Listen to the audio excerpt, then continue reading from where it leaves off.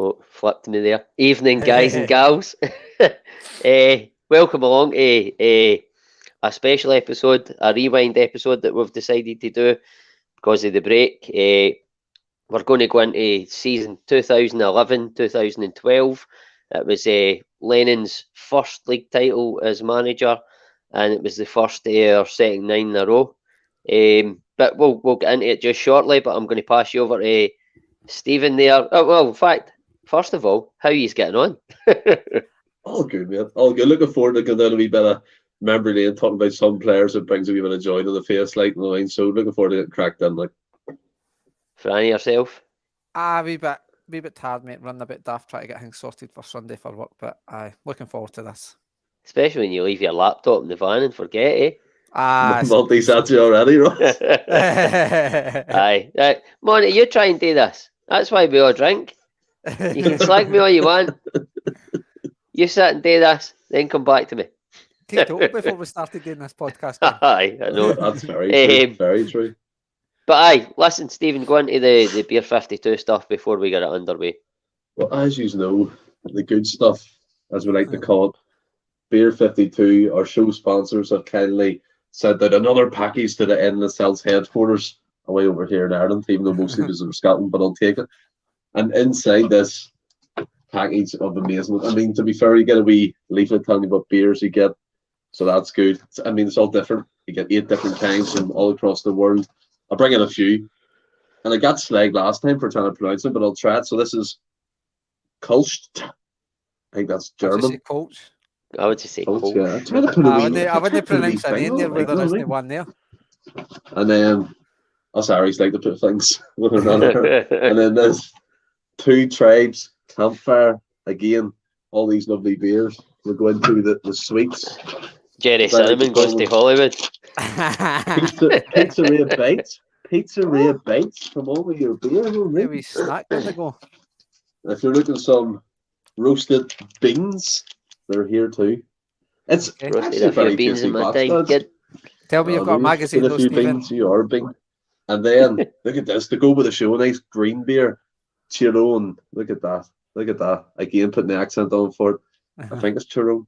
It's an American pale ale, so all these beers are from around the world. And you're right, Franny. The wee magazine. You know what I mean? We'll flip it open. There's all these different things here. Like it's incredible. It tells you all about the beers, where they're from, who makes them. Look at this wee guy. Proper happy with his beer. That's the Clubland beer. So we're all singing, we're all dancing here at the Endless Celts Podcast. And if you're interested in it, all you need to do, Endless Celts, Beer 52 /Celts. Claim your free case of beer, cover the postage. After that, subscription basis, but again, you can cancel at any time. Just sit with us, and like I'm going to do now, crack open a wee beer, boys. Back over to you, Ross. Cheers, Stephen. I've got a wee beer myself. Cheers, not one that we're advertising, I have to say, but one nonetheless. Cheers, mate. I will get right into the season 2011-2012. So, I'm going to start off just because it's a wee bit ironic that we're in Australia right now with Ange. I'm not going to touch on the Sydney game because Stephen's planning to do a sort of one podcast put together of the 2 games. Once, I think the Everton game's Sunday, so once that's by way, he'll get on that. But we started off that season with a tour in Australia as well, and we started off. We played. I don't know if you remember, probably not. Central Coast Mariners. We played in the first game and we lost 1-0. Unmitigated disaster. Absolutely embarrassing, or so everybody would have you believe after the Sydney game. Then we went and played Perth Glory and we won 2-0. Right, even into everybody in the comments, by the way. We went and won 2-0 and against Perth Glory, and then we played Melbourne Victory in the third and final game and we won 1-0. I don't suppose any's remember that, or were at any of the games? What that does show you, and I was at all 3, I'm an avid Australian traveller in the time, I'm only joking, but what that does show you, the actual pool that Celtic had as well, even, and we talk about Postecoglou going to Australia, even back then we were doing tours of the likes of America, the likes of Australia and things like that. So gravitas of Celtic Football Club was well in that front, and you touched upon some of the games, some of the players who scored in them games, Hooper, Mulgrew in the Perth Dory game, Brown as well, so some fantastic players, and again, kick-starting a wonderful season, all in all anyway. Definitely. And I mean, Ange, I dare say Ange probably would have watched their games, because I think he would have been in Australia at the time. He probably fell in love for them, and it's just went for there. But we'll just move on for that. It was a couple of friendlies. We played in a few other friendlies, but nothing major. But we'll just start off after that, going into our sort of summer transfer activity. And we brought in, on the 1st of July, we brought in Kelvin Wilson on a free. Then Adam Matthews and Dylan McGee came in on the same day, all frees, big spending.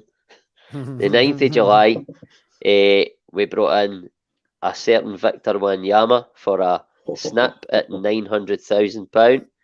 And then on the 17th of August, we brought in Fraser Forster back on loan. I think he'd spent a loan season the season before, and that was us going back.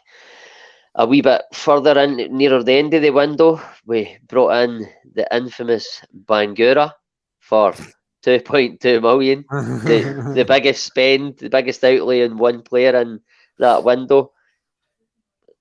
I mean, he wasn't great. And then we had a guy who, I have to admit, I'm struggling to remember this guy. El Kaduri. Did he not score against Rangers? I scored against Rangers. I think he did. He did, but I can't picture him. I've no Googled him or that, but I can't. Off the top of my head, I can't picture him. But we just on that goal reel. I don't think he's played a lot, to be fair. I'm not really canny because I just cannot think of him at all. And I've obviously went a bit into this season and he's not come up much. I think he featured sporadically. I think he was brought in to kind of take over from Izagiri and he got that injury.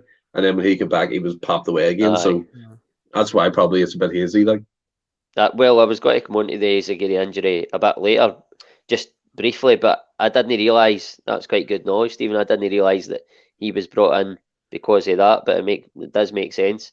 And the last guy that we brought in, it wasn't actually in the summer, but I think the summer and January windows were in at that point. This guy had a trial and he played his first match in a year where development squad, they must have just took him on after that, gave him a deal. It was Andre Blackman. Remember him? Oh yeah. Was he not for Man United or something? I think he was. He had trials of all sorts of clubs. Did you ever hear the story of Slaney and Andre Blackman? Nah. Paul Slane. Apparently he used to love fighting this guy in the training ground, and Paul Slane was slabbering to him, and your man Blackman started chasing him around Alex. But that sounds a bit right. He was full of ego and stuff, but yeah, you're right, Franny. He came from kind of a highly rated system, coming from England, played for Wimbledon and stuff like that. So yeah, he seemed a good player, but he didn't work out in the end. I mean, a lot of the guys that we've named there in that window didn't really work out. But in that window, we had a total summer spend of 3.1 million. Wow. And like we said there, with hindsight, there was some good, some bad, and some really bad. I have to say, I was a big fan of Kelvin Wilson in his short time. Mm-hmm. What was your thoughts on him, Stephen? I thought Kelvin Wilson was... It took him a while to settle. I really think he only came into his own towards the latter part of that season and then get into the next season when he eventually left. But I thought he played well, he was quick, he was strong, over 6 foot. He kind of blended well, whether it was with Storovic or Luvens or Rogney, whoever came in. He was good alongside him. It was a bit like what we have now with Carter Vickers in that kind of sense. It was Carter Vickers +1. Always thought when Kelvin Wilson played his best, he was probably our best centre back. Obviously, until you bring in the likes of Van Dijk and that. But yeah, I thought he was a good player. I mean, I have to agree with that. As I say, I was a fan of him. It was a short. He didn't stay that long, but was it homesick? It was put down to that he went back. Homesick, yeah. I think it was. But I thought he performed well. I was disappointed to see him go. But I mean, Alistair has said there in the comments, he's got the heart of a mouse. He had the heart of a mouse. I get where he's coming from with that. He wasn't hardy, but he was a good ball playing centre half, and at that time they weren't really sought after. But he was probably slightly ahead of his time in that sense, being a ball playing centre half. But Franny, I mean, me and you had a season ticket. I can't mind. I think we had it for about 6 years, but we pretty much attended every single game in that season, and probably for a 5 or 6 year period. But I mean, Big Vic for me, Big Wanyama, they signings, he was probably the pick of the bunch, not only because he's what we paid for him, but just what he gave us. Just talk about him for a wee bit and what you thought of him. I suppose when you bring in an unknown guy for, I think it was about 900,000 or something we got him for, you don't expect much. And the guy was just, the first couple of games played really good. Like he showed that, like he showed signs of, oh, this could be a really good player. But then a wee bit, he's like seen this before, like a Van der Snow and things like that. We've had players that maybe looked good after the first couple of games, and then maybe the sort of adrenaline, I feel like, kicks in. But he looked for, what was it, 19 when we bought him, I think he was a 19-year-old or something. He was a young lad anyway, and he just they absolutely bullied everybody. Just bullied, and he was good on the ball, athletic, just a proper, I wouldn't say he was a 6, but he was kind of in between a 6 and 8, if that makes sense. He could get up and down the park, but he absolutely just bossed so many games. And you see he goes down to Southampton in years to come, and then moves on to Tottenham, and now he finds himself over in America he's in now, I think. So the guy went on to have a really, really good career. It was a really, what a find for Lennon or whoever it was that brought him in. But I really, really impressed with him that season, and this season's following. I think you could probably put that fine down to a certain Mr. John Park, maybe. He was the guy that was getting all the guys in at the time, Van Dijk's, Wanyamas, guys like that. But, I mean, we've talked about the good there, Stephen. There was a lot of bad out of that bunch. Who would you say, in your opinion, was the biggest disaster in that window? In the summer window? Or are we talking about that list, that summer window I've just sort of rhymed off there? Well, it has to be up for grabs with Bangura and El Kadiri, doesn't it? I mean, Bangura came from a recommendation from Larson. I really hope that there was a mistranslation somewhere, because if Larson ever goes into the career of scouting, stay away from that. But I thought, Bangura, the thing I remember most about Bangura is when he got his card done with postage stamps. All the people put all the coloured things around his car. The prank on him. That's probably his best highlight. I know he came on a few times and he showed some pace in that. But I mean, who could you compare him to? Probably, who's that player who went there? Me. No. And it was garbage. I wasn't good. What do you call the player who went to Watford? He left us. Went overseas and went to Watford. But Bio. Bio.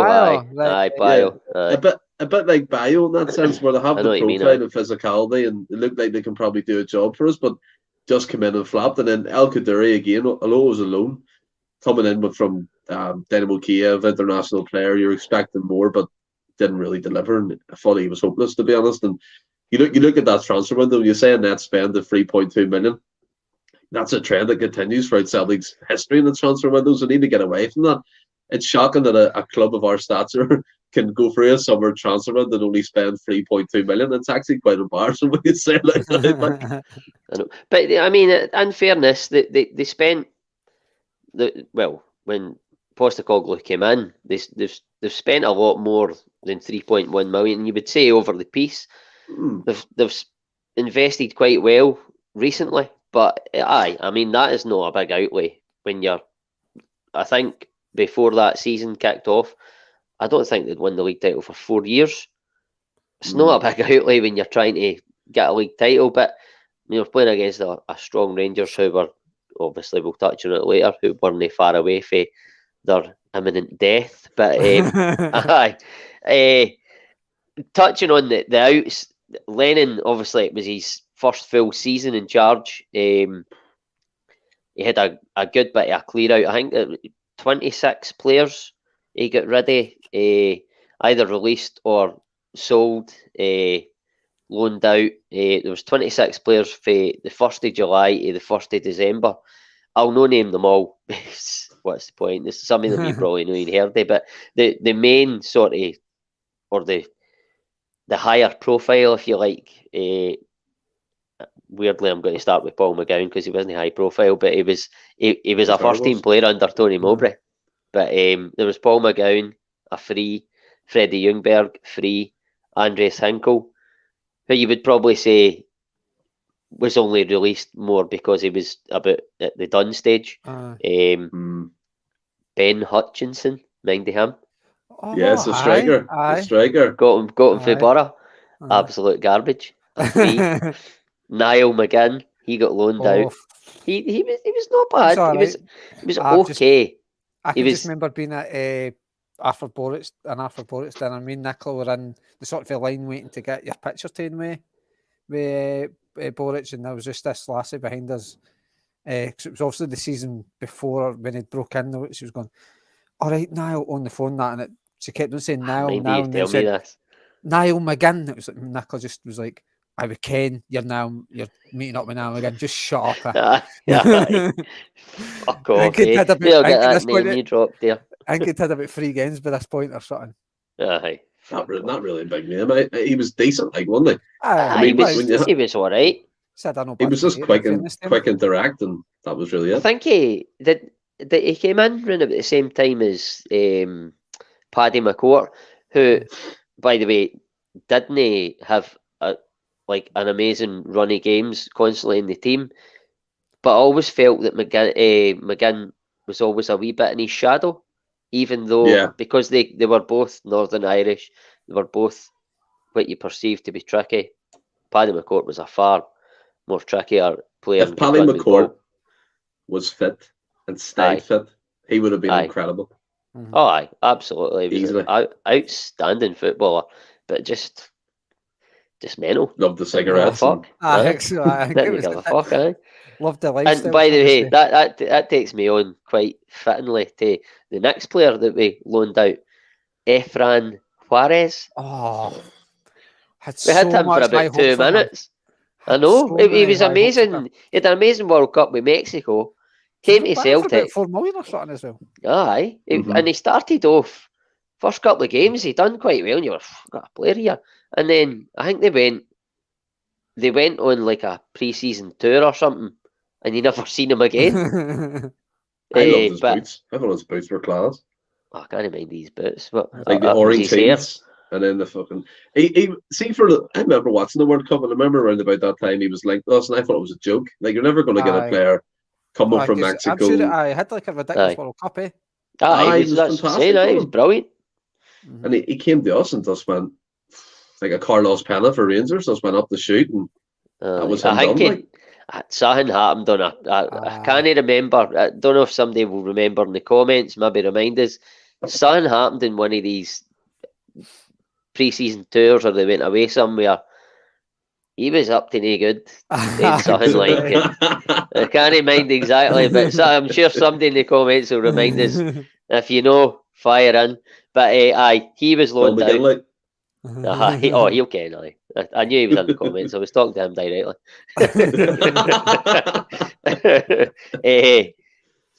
Darren O'Day got loaned out. Daryl Murphy. We sold Sean Maloney to Wigan for 850 grand. All sorts of mischief. See, he's like me. He thinks he kens what it was, but he doesn't actually want to say it out loud. There's no commitment. There's no commitment. Sean Maloney sold to Wigan for 850 grand. Hoyveld got loaned out. Mind him? Mm-hmm. I liked him. Murder, man. You liked him? I liked Steve. Yeah. Did you? Wow. But then you like every player in Scottish football. When he came, fuck off, Ross. And the last one we loaned out that was sort of high profile was Morten Rasmussen. The only good thing about him was his song, Ra Ra Rasmussen. See in the Danish leagues and all, he could score for days. Like, he was a born goal scorer, but just like before he came to us. I don't know. Celtic went through a long period where it must have been after Larsson trying to replace him. They brought in Rasmussen, Pukki, Bangura, Fortuny as well, man. Fortuny, all guys like that. It just didn't work out. They tried and they probably didn't spend as much in one signing as what they should have. They were going for these 2 and 3 million guys, and it just didn't happen. Kaga, Rasmussen. He did well, probably King though. That was a loan, wasn't it? And that was a no, but I'm saying the partnership was developing there. You could see it, and then he just kind of went bump again out the door. Aye, I know. But I mean, that is pretty much a who's who shite there, Franny. Pretty much. Bar maybe Maloney. Mm-hmm. There's nothing great. I mean, no wonder they were trying to get rid of that lot, eh? I suppose it kind of it clears the wage bill and stuff, and maybe frees up some money to bring in the big names that we brought in and stuff. But it was obviously guys that were no longer plans, any Lennon and things, and obviously the loan deals, like guys like Cadets, maybe just try to get game time in them and things like that. So it's generally what happened. Obviously, Lennon came in for games in the previous season, a sort of a temporary basis at the time, then obviously gets made permanent. It's kind of what a manager does. He sort of has a big turnaround. I think if you look, most managers, their first proper window, they will have a decent turnaround, because in most managers there's a reason why that guy's in charge now, and it's predominant. A lot of times it'll be down to the current players that are there that weren't performing for the previous manager. So probably Lennon will be sitting and saying, I don't know if I can trust any of these guys. I need to get guys in that I can trust and things like that. So it's maybe not ideal when you're going to try and win a league and stuff, but it's kind of the norm, and a sort of a big turnaround anyway, especially players going out the way where you can use a lot of players when a new manager's in the door. Well, I mean, you sort of hit the nail on the head there, because I think at the season you're talking about when he came in and he saw us out to the end of the season, I don't know if it was in the stadium or just an interview, but he was on record basically saying that some of these guys have not done it and they're no good. I think they'd lost. I think he went on. He hadn't lost a game in the league, I don't think, but then they lost to Ross County in the cup. Yeah, the cup semi. He was like, some of these guys are not going to sort of cut it. See, that was just paraphrasing, but if you take Neil Lennon the first time, he acted on his gut instinct a lot, which I thought was good. And then you get him again in the second time, he kind of lost that kind of spark and a bit of, do you know what I mean? He had that all the first time round. He was young, he was fresh, he wasn't afraid to make the hard choices, but then it changed over time. But he can't really deny it. He took us from Mowbray and turned us around. Like, Mowbray nearly destroyed us as a club in terms of what we could do on the pitch. So bad. That night. I mean, that night at, when we lost 4-0 at St Mirren.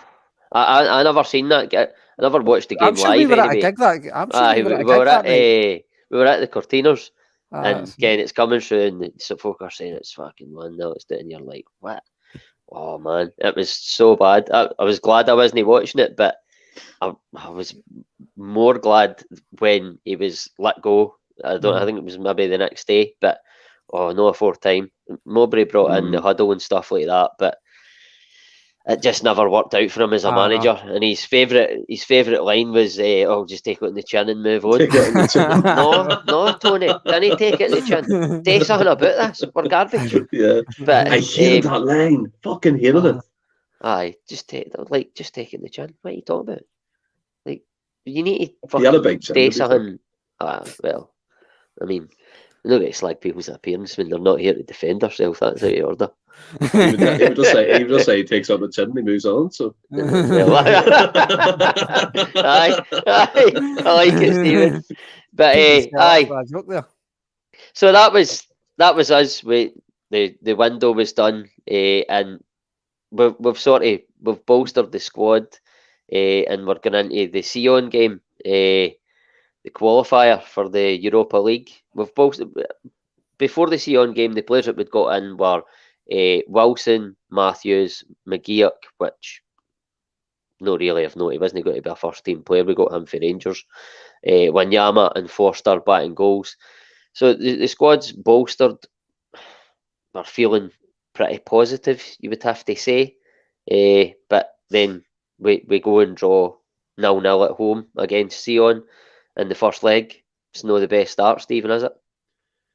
I mean, Sion were a bit of an unknown quantity in European football. I think they came into a bit of money, didn't they? Around about that time, they were spending big in the Swiss League and that type of stuff. And the year before, when we got done out by Utrecht, you're kind of expecting a better style of performance. And 0-8, damp squib. Squib, it is squib, squib. Oh, there you go. Got it right the first time. But it's one of them ones like, Lenny, after the pre-season, the Australian tour, and we played the League of Ireland at XI as well. We won 5-0. We get into this game, you're kind of high, you're hoping for a good result, and it's been it's just been one of these things that Celtic haven't really dealt with well. I know we've qualified a few times for that system, but you look at the likes of Cluj, for example, you go like the Maribor, and then you go to Sion. I know we're going to go into what happened and stuff, but that performance really wasn't great, and the fans paid their hard-earned money to go watch us beat a team like Sion. It's no disrespect, we should be beating a team like that from the Swiss League. They're not Basel or Young Boys or them types of clubs are unknown, and you effectively go in, maybe not being complacent in your own mind, but as a supporter, you're thinking we should win quite easily. And to get a 0-8 in the European game at Celtic Park against that caliber opposition, it wasn't great. Like, no, I mean, excuse me, I would have to agree with that. Like, it is early. The players are just coming in; they're just getting bedded in. It's always difficult. We've said it about Ange. We say it about most managers. You're just trying to get the team the way you want it to be. The games come probably too early in the season, but like you say, it's Sion. They're no any great shakes, or you wouldn't think they were. You would expect us, at the very least, to get a home win. We didn't do that. It was disappointing. We then go over there, Franny. We've drew 0-0. It's still all to play for. But I don't know if you're familiar with the away leg that lasts, that sort of hope lasts 60 seconds.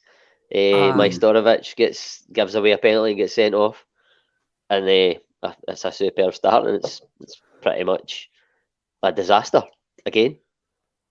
I can't remember what's the game, if I'm honest with us, but is that not the game where did they not field an ineligible player or something? And we go back we'll come to that. Aye. All right. But well, that's all his notes. That's to take the pressure off you. To take the pressure off you. Majstorovic, right? I don't know if you know anything about it, Steve, but Majstorovic gives away a penalty in the first 60 seconds, right? You're thinking that for every one good away result the Celtics had in Europe, there's been 10 fucking terrible ones. And this was another one of performances where it wasn't absolutely horrific, but it was very indifferent. It was defensively inept. I went for the cheers, Egyptian King. I went for the season's top. Franny's is, I'm not sure what year that is. Franny's about 91, 92. A wee bit older, I looked for that one, but what one is it? Is it not the People's one? Is the People's one? Aye. Oh, yeah, that'll be it. The People's one. Is it not about that? No, maybe a wee bit earlier than that. It's Jerry Craney one anyway. Aye. Getting that much. But aye, we've gave away a penalty. I don't know if you mind much of it, Stephen. Well, I mean, the game itself is obviously famous because of what Franny said, the ineligible player, whatever it was. It happened again years later with Leger Warsaw as well in that instance. But yeah, the European away form for us is shambolic, nothing short of shambolic. We're just, again, is it a mindset thing? I was asking Anthony and the people who are on that one, the Champions League rewind previously, is it a mindset issue? Because it seems to be. Anytime we go away from home, you're looking at it. My granda, who's in the comments, we always look at each other and go, you can write the script here. First 10 minutes would be a goal down. And it's even worse when it's in revert, like the first 3 minutes, they get a goal. We're chasing the game. Game ends up pretty easy for Sion, if we're honest. They take us apart on numerous occasions. They get their 3 goals. Job done. And then the hammer blow to them, Ross, isn't it? Aye. But I mean, you're talking about there.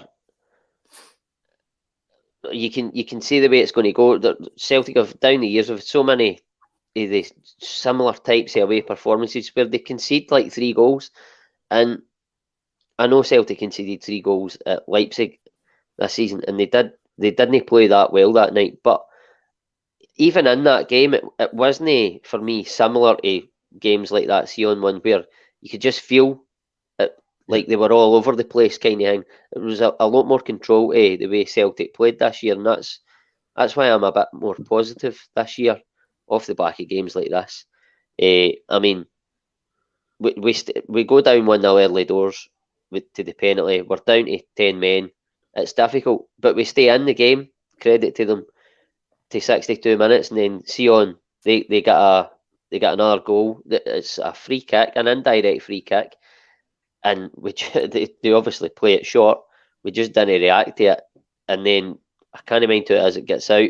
Then the boy gets the deflection, and he's a brilliant finish into the bottom corner. Foster's absolutely no chance with it, and then a wee bit later, we get a free kick. Charlie McGrew scores it, and you think, slight chance. It's still difficult. You know what I mean? You need 2 goals still, 12 minutes to go.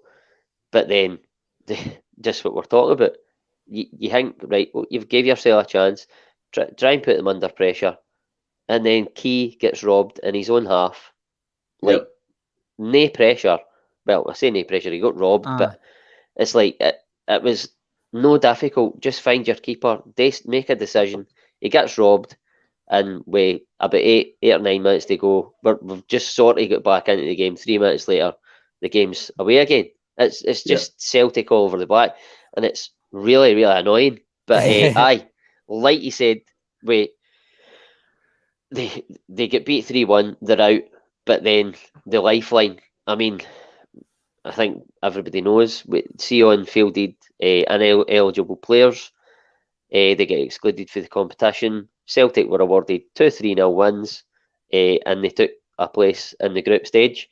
Franny, slight embarrassment, but we'll take it all day long, It's one of the ones where it is slight embarrassment, but you do take it all day long, and in a way it's not really Celtic's fault. We were beat on the night, but they obviously broke the rules, and it's like UEFA have obviously got these rules that is the punishment. You'll get chucked out the competition, and obviously Celtic stay in it. Like, they can't have 3 teams in it essentially, because the competition is essentially not like knackered for us. So it was a wee bit of embarrassing considering the scoreline over the 2 legs and things, and the performances over the 2 legs, and you're like, how the hell are we still in this competition? But it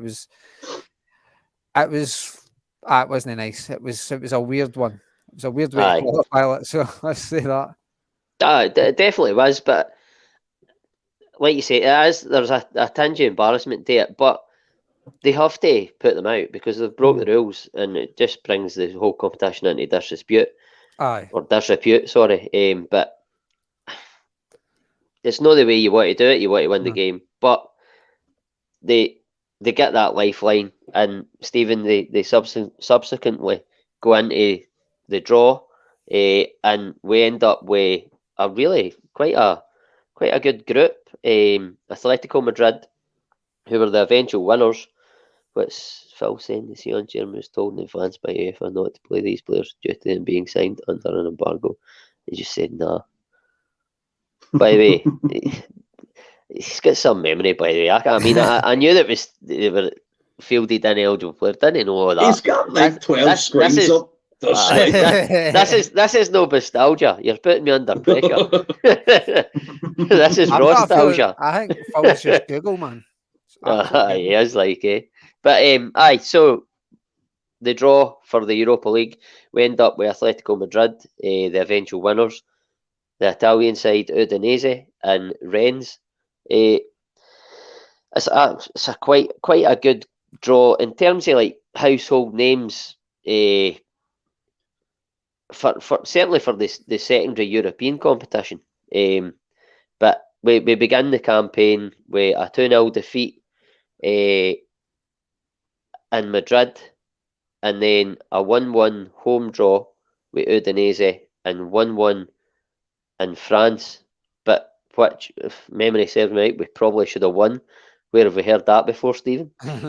Well, one of the away games where you're regretting, and it comes to fruition later in the the campaign, obviously, that we don't qualify. But I mean, that's the first 3 games. It's 2 points, 3 games, 2 away games. A marked improvement on the Sion debacle, you would have to say. Obviously, the team's bedding in a bit more. For me, I think that's a decent return in the first 3 games. Would you agree with that, Stephen?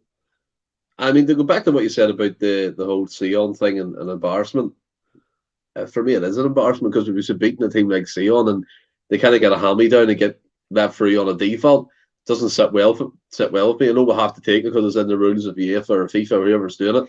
So yeah, you're in the group stage and you take what's given to you. We get Atletico, Udinese and Rennes and some household names. Udinese, Di Natalia, what a player he was. Brilliant player. Unbelievable player. And then you know, the Falcao in his prime at Atletico Madrid. And going there for the first game, and you made a great point. Lennon had more time in the team. It was more settled. Obviously, getting to know his system. People say it's like chaos and he doesn't have one, but I'm pretty sure he did go in there. He's got some cracking results in European football. But 2-0 defeat over in Spain, not an embarrassment. It's probably what you expect. You go into the Celtic Udinese game, and then one each Key scored a goal, and do you know what I mean? And someone came in the comments, the last minute penalty Udinese got at Celtic Park was a disgrace. Memory's a bit hazy on it, but I will agree with you on that one. I think was it a dive? I can't remember like either, but it was, I can just remember it being. I can remember it being really aggrieved about it, but then that's just Celtic in Europe most of the time. Effectively, and then the Rennes one. That's the one where you're thinking like you go to France and they were a good team back then. They were up high in Ligue 1 in the league they play in, and they were playing some good football. We've played them a few times in European competitions recently as well. We played them in the group. The COVID season where we qualified. With Lazio in it. Qualified with 2 games to spare. Elgin got 2 great goals. Is this the game where Chaduri passed it back to Fraser Foster and it went in? Is it that? It's that one, isn't right. it? Mm-hmm. That is aye. I think that's that OG. I remember looking. Another disaster player. I remember looking like. I love Chaduri, man. I remember looking at the ground going, why the fuck's he smiling? He walked away smiling. I was like, what's going on? He was put in the back of his own net. Foster was done because it went past him, and he turns away and he smiles. What are you doing, mate? Do you know what I mean? And to be fair, probably. I like Chaduri. I remember a pre-season game he played against United. Manchester United ripped him a new one. He absolutely destroyed them in terms of the right-hand side. And he was quick. He's one of the quickest players in the South Korean national team or Korean national team, which one he was a part of. I thought he was great. I don't know why you didn't like him, Ross. I thought he was good going forward. A wee bit in that defensively. But I think Franny's like me. It's that smile just radiates and he scored an OG, and you can't help but like. Oh, I still like you, but why you doing that? I mean, I've not got too much memory of the guy, but I just he was I wasn't it. The only thing I liked about Chaduri was his song. It's not a good song, like. It was a good song. Don't you wish your right back was Chaduri?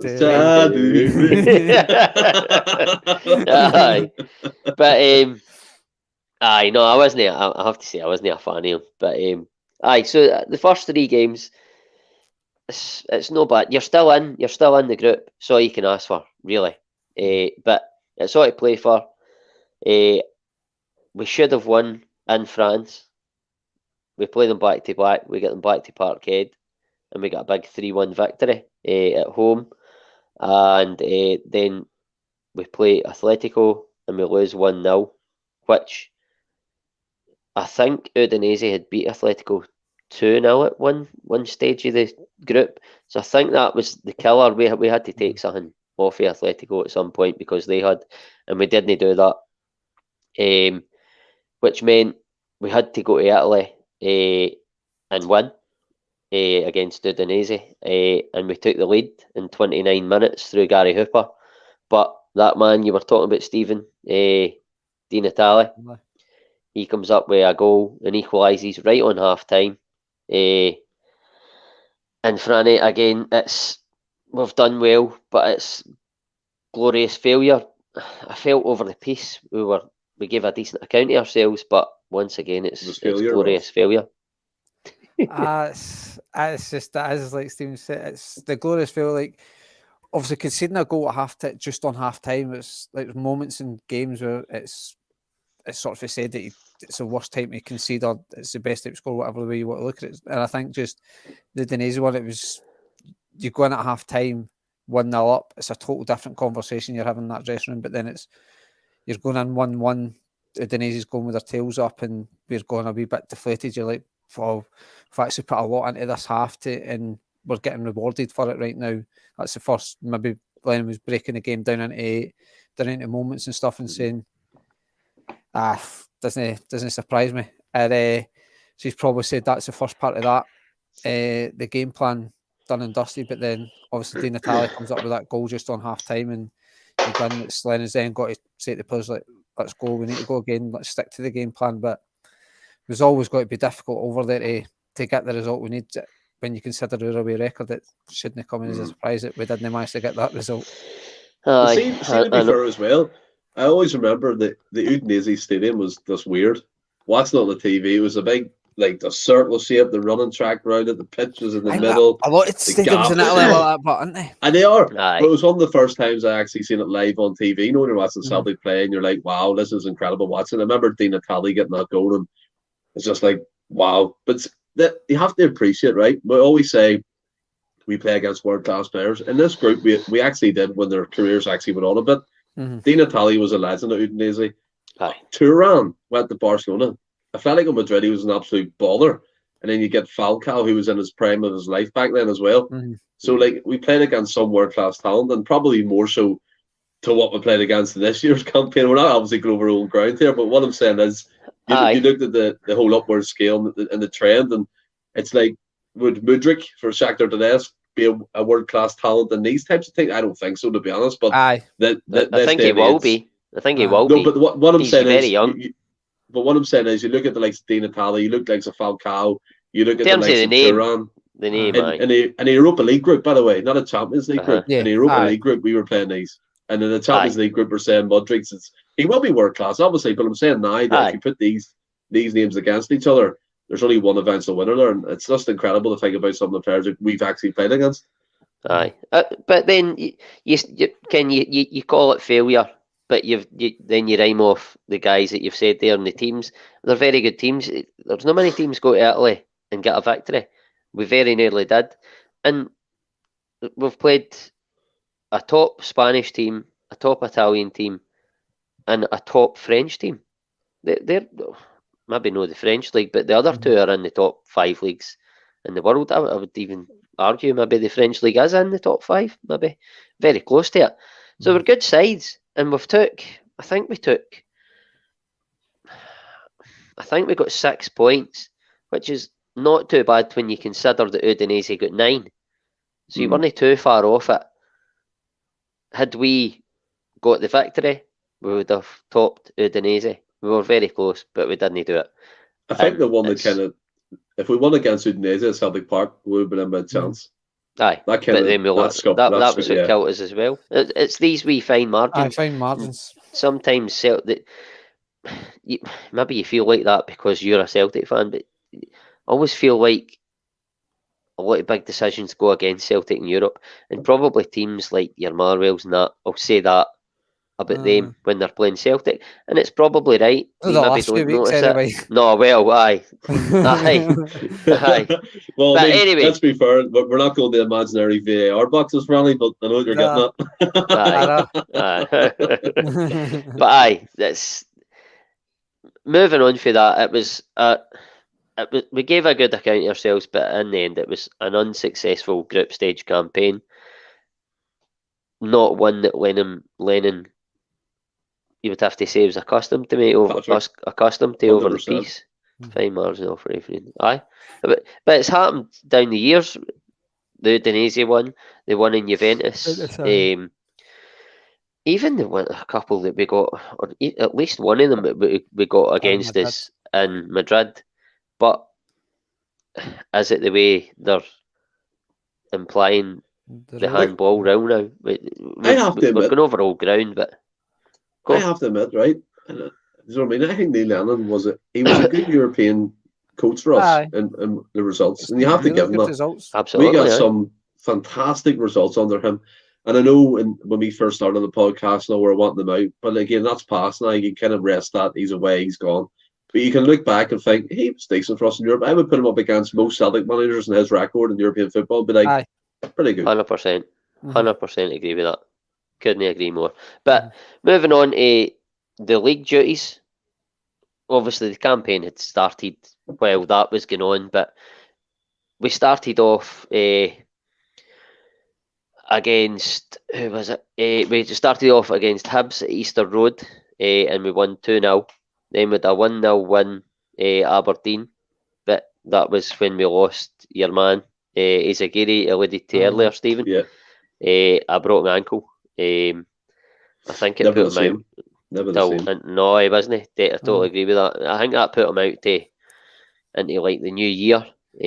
So it was a big loss, especially when you go back and think we played El Kaduri to replace him. Not great, but that's when you look at the squad now. I'm not saying, like, just for an example, if we lost Greg Taylor to that, you would bring in Bernaby. It's not as much a come down as an El Kaduri. It's still a come down for me, and it'd be a worry. You don't want to lose Greg Taylor, but as an example, it's not just as bad now, and I think that's how our squad depth is a bit better now. But so we lost him. But I mean, just Stephen, just talk about Emilio Izagiri and his time at Celtic. What was your opinion on him? I loved Emilio Izagiri. I really did. He was probably one of the first times I seen a proper attacking left back at Celtic, because you go through the years, Lee Naylor, you had people like that. Who else could it? Edson Bradfield for a short period. Before that, you're getting into the likes of Jackie Mack playing over there, and other players like Mo Kamara. Remember Mo Kamara? Oh my God! Oh, aye.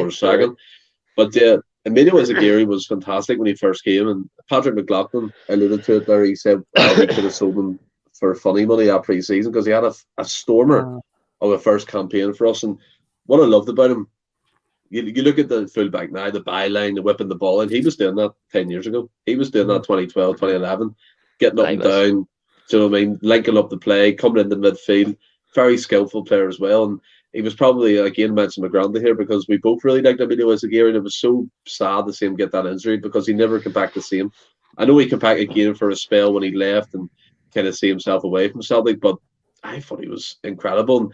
And Egyptian King, linked with Man United, he was at stages, maybe it wasn't concrete, but his name was kind of free around with them types of clubs, and you could see it at that time, his assists and stuff like that, and the way he linked up with Stokes. Him and Stokes were lethal together at points. I thought they linked up really well, and yeah, I think he's cracking, and you see it now. I know he's a director of football at some club in Honduras now, but he has like a picture of his time at Celtic on his desk, and he always puts up like stuff about us and pictures, and always talking to the fans. And I just think he's an absolute fantastic player, a good human.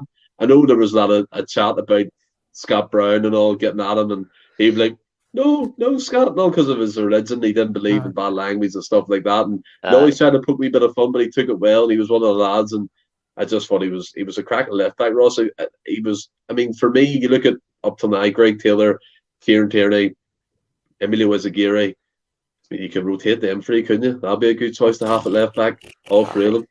Aye, I mean, I feel I agree with you. He was different class. Very early on. Sorry, one or two games, you just knew he was a proper player. I think it was, I can't mind the game exactly or what the score was, but I always remember he played a game at Fir Park, and I can just remember that was the first time where I went, this guy's a proper player. I can't mind what the score was or anything, but aye, he was up and down the line, man. I can just mind the do you know how the camera at Motherwell? Well, sometimes it's in that end of the park, but usually it's at this end of the park. Sometimes it doesn't work. It points to the dugout. That's what I mean. But the camera kind of this bit here, it's quite high up, and I can just mind him getting up and down the line, and it just always sticks in my mind. He just had a great game that day, and that was when I went, this guy, he's got it. He's going to make it at Celtic. And one of the best fullbacks we had in a long time at the club. Obviously, Murray, like you've said, but then, I mean, it speaks volumes for Kieran Tierney to come in as young as what he did and put him out the team, because Izagiri was top quality. But moving on, Franny, in the 6 opening games, we had 5 wins and a loss at St Johnstone before Ibrox, which we lost 4-2, wasn't it? We lost 4-2, aye. You could say it was a bad loss. In the end, it probably was, having been up 2-1. But 2 weeks later, we lost at Tynecastle 2-0, which meant we were sitting third, 10 points behind Rangers, with that now infamous trip to Rugby Park to come. Of memory, before the Rugby Park game, the loss at Tynecastle, were you in the same mindset as a certain Mr. Boyd and ready to concede? I think I was probably close going. I mean, I probably would have been, because, like you say, you're sitting third, but we were about, I think we were maybe 6 or 7 off it or something. We're a wee bit off it, we were not at that point. And even if 10 points behind after the loss at Tynecastle, so I probably was conceding, and especially obviously after that Kilmarnock game. I know we came back for 3-0 down and stuff, but it was still, you were still a wee bit off it, because I think that then only put us 12 points behind. I'm not sure. I think Rangers also won that weekend as well. So you're sitting, and then even this chat to Lennon talking about resigning and stuff, but I think I'm sure it's maybe just one of the wee mad rumours at half time at Kilmarnock, in the change room, said he was going to resign if they never showed a second half performance. And like Stokes, Mulgrew was brilliant that second half. Stokes was ridiculous that second half. Absolutely. He was brilliant. I think he just was like, no, I'm saving the gaffer's job today. We're making a fight this. And I think, it's funny you mentioned El Kaddouri. He actually scored in that 4-2 game. At Ibrox. But that Kilmarnock game, it seems to go down as a big sort of a big moment in that season, that the fight back for 3-0 down, just to maybe showed Lennon that the team has got something in there that he can work with. He's still got belief in them, whether a lot of the fans, including myself, still believed there was a title challenge. But obviously Lennon, after that performance, obviously thought, there's something in here I can maybe make a fist of this year. But I just thought Stokes and Mulgrew, that especially Stokes, he was ridiculous that second half. Well, I mean, you've sort of touched on that game there. I was coming on to it. I mean, we've drew 3 each, and we came back really well. But I don't know if you remember, Stephen, at 0-0 in the first half, Anthony Stokes missed an absolute sitter. I've not, like, one of the worst. I say it does bobble, but he's very near in the goals, and he somehow puts it over the bar. Like, it defies science, logic, physics. Books and everything, eh? He's at the back. It was absolutely unbelievable. But I mean, he misses that, and then Kilmarnock pull away for us. They had their second goal was a contentious. Well, I say contentious offside. It was offside, but I mean, VAR's camera would have been at Ayr Beach and would have said it was all right. So it doesn't matter if VAR was in or no. That goal would have counted and been 2-0. But we sort of we're going at half time, 3-0 down, like Franny's alluded to there. Second half, Stephen Stokes redeems himself with a great free kick, and we've something to build on. And then if his first goal was good, his second one was even better. The touch, the roll, and the strike for about 25 yards. And you're starting to believe. And it's Rugby Park, and you're down 3-2, but Mulgrew comes up with the leveller on 80 minutes. I went daft, the pub went daft, but just talk us through your elation at salvaging the game, and the up and down emotions throughout the full match. Up and down, sick to your stomach, isn't it? It's one of them games is what we would call a roller coaster with Postecoglou. But if I can, I want to rewind back, and you talked about the 4-2 Rangers game. Was not the game after Jelivid said the title was in the bag? I'm pretty sure that's one of the infamous headlines that appeared in certain. He was a player. He was a good player, Franny. But we laugh at it, was ridiculous. Laugh at it was really good in that game, and it really he always seemed to turn. Oh, he is. But he always so was Naismith. Aye, for me, they were good that day. For me, it's same type of headlines, and it still happens in the modern game that drives you on and drives that spur. And we lost at Tynecastle. Rudy Scatchell, another great player, by the way, SPFL Watts. I thought he was excellent. And then we go to Rugby Park, and if there was one player I did want to score against Celtic, it was Dean Shields. Do you know what I mean? That guy hates us with a passion and a celebration that day. I'll never forget it. This is the game that's ingrained in my memory. I always remember this game, and for some reason I think about it like that. It's just it epitomized what we talk about now, like we never stop. And you go into the halftime interval, you're 3-0 down, we're baying for Lenny's blood, and Franny's right. Majority of Celtic fans at that point probably wouldn't have cared or moaned if Lenny resigned or was sacked. Let's be honest. And then he's had to give the team talk of his life. And I think before on the halftime whistle, it was Mulgrew made the mistake, wasn't it, for Fowler to go through and put it over Forster. So again, he redeems himself in the second half. And Stokes for me doesn't get the credit he deserves. He really, really doesn't. I thought he was an excellent player for us. I thought he would on that left hand side, not his natural position, by the way. He was a sport striker, came through the ranks at Arsenal, went to Falkirk, scored 16 goals in 15 league games. I always remember that because that was unbelievable back then. Then he went to Sunderland, didn't work out for him, and he got a couple of moves elsewhere. But then he came to us, and he really settled down. And it's really unfortunate for me to see how he is now. Like, if rumours are led to believe, he's on the run from the Caps and there's awards out for his rest. I don't like seeing that from Stokes because he had so much potential. And on that left-hand side with Ezagiri and Joe Ledley and Ki Sung Young linking up with him, he was excellent. And that free kick, by the way, wow, nearly took the roof off the net. And you have to remember as well, all these goals were scored between the 70th and 80th minute. We clawed back a 3-0 deficit in 10 minutes. That's incredible. And you look at the second goal, you're right. It was like a one-man mission. He's come out that second half. Listen to what Lenny had to say. He's come out like a bull, just saying it in the China shop, just going mad. He's took it on the turn, bang in the bottom corner. Their keeper had no chance. And then Mulgrew comes in to finish it off. It's the game for me that really kick-started that season. It catapulted us, and it's famous. You can always draw back to the season before, like in this current campaign. We lost 3 out of the first 6 league games. And I remember Postecoglou came out and said, from here on in, we have to be perfect. And we were perfect.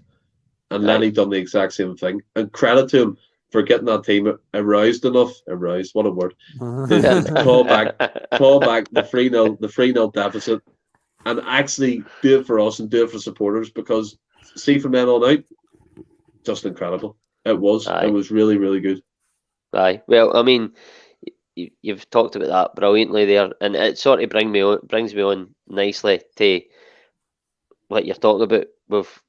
We went on after that we went on a 21 game unbeaten run in the league, stretching from the 15th of October to the 25th of March, where we lost 3-2 at Ibrox. But Franny, in the midst of that, we played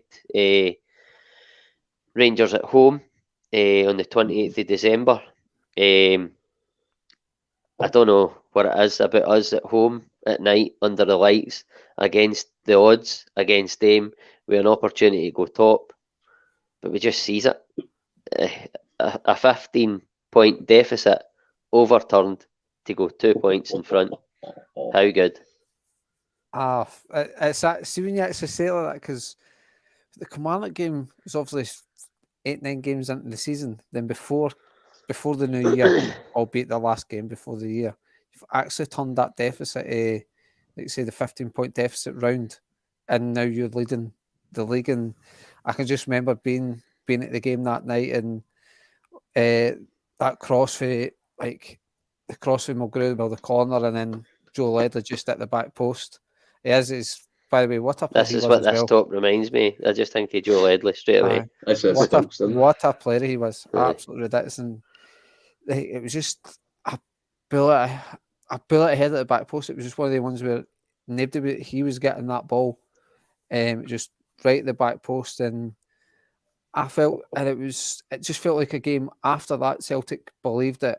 I think it was obviously we knew, like, the stadium, you'll remember that was ridiculous that night, how loud it was. Like, I can remember when the song "I Just Can't Get Enough," it was mental, absolutely mental. I think we sung it for about 10 minutes, and it was just, the full place was absolutely rocking. And because I think it was just obviously we had all the games undefeated after the Kilmarnock game, and you're now, albeit at the current situation, sitting top of the league without the game actually properly finished and confirmed. And I think all the fans were really on side with the team, and like could see we're really in with a chance in the league here.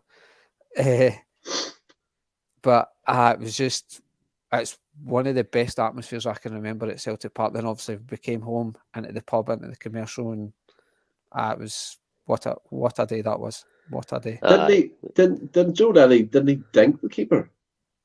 No, it was a header at the back. No, it was a header at the back. Oh, it was a header. Sorry. Corner kick. See, to be fair, I mean, like you said it, Franny, Joe Ledley was a brilliant player for us. I really thought. Did we not get him for a free as well? Yeah, from Cardiff, and that's the crazy thing. He tells a story where he fell out with Dave Jones, the manager, because he wanted to make the move, but he wanted money from English clubs. I think there was a couple of Premier League clubs sniffed around it, but he made his mind up quite early on after speaking to Danny that he wanted to come to Celtic. And Ross, he said the top reminds me of Ledley. Like, that guy was a really good player for us. The way he controlled games sometimes, he could do the dirty work, he could pass the ball, he could score some cracking goals and come up with final goals like that. You can't really ask much more from a midfield player. Aye, I absolutely loved Joe Ledley. I can't speak highly enough of him. I think him and Berham Kayal in the middle of the park, along with Scott Brown at Wanyama, they were great. Berham Kayal, oh my god. See that guy? He would do amazing at that age in this team right now. See the pressing he could do. Aye, and the running. I'd really rated him. It's good looking taste, so I was fan. Aye, no, listen, there was good options in the middle of the park in that team, obviously, but Joe Ledley, he comes up, trumps that night and gets a belter of a goal. Touching on the game itself, Stephen, Celtic, I would say Rangers had probably the best chances in the first half. They had Fraser Forster had a save. I can't mind who it was, a corner I think Rangers had, and Fraser Forster saves one, a header at the back post. He touches it onto the post. He's absolutely that was Steve Davis, I think, mate. I think it was. Some tell me it was Bocanegra, but maybe. I could be wrong.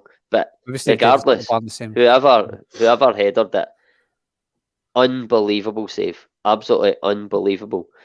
Joe Hart's not saving it. I say, like, I really like Joe Hart.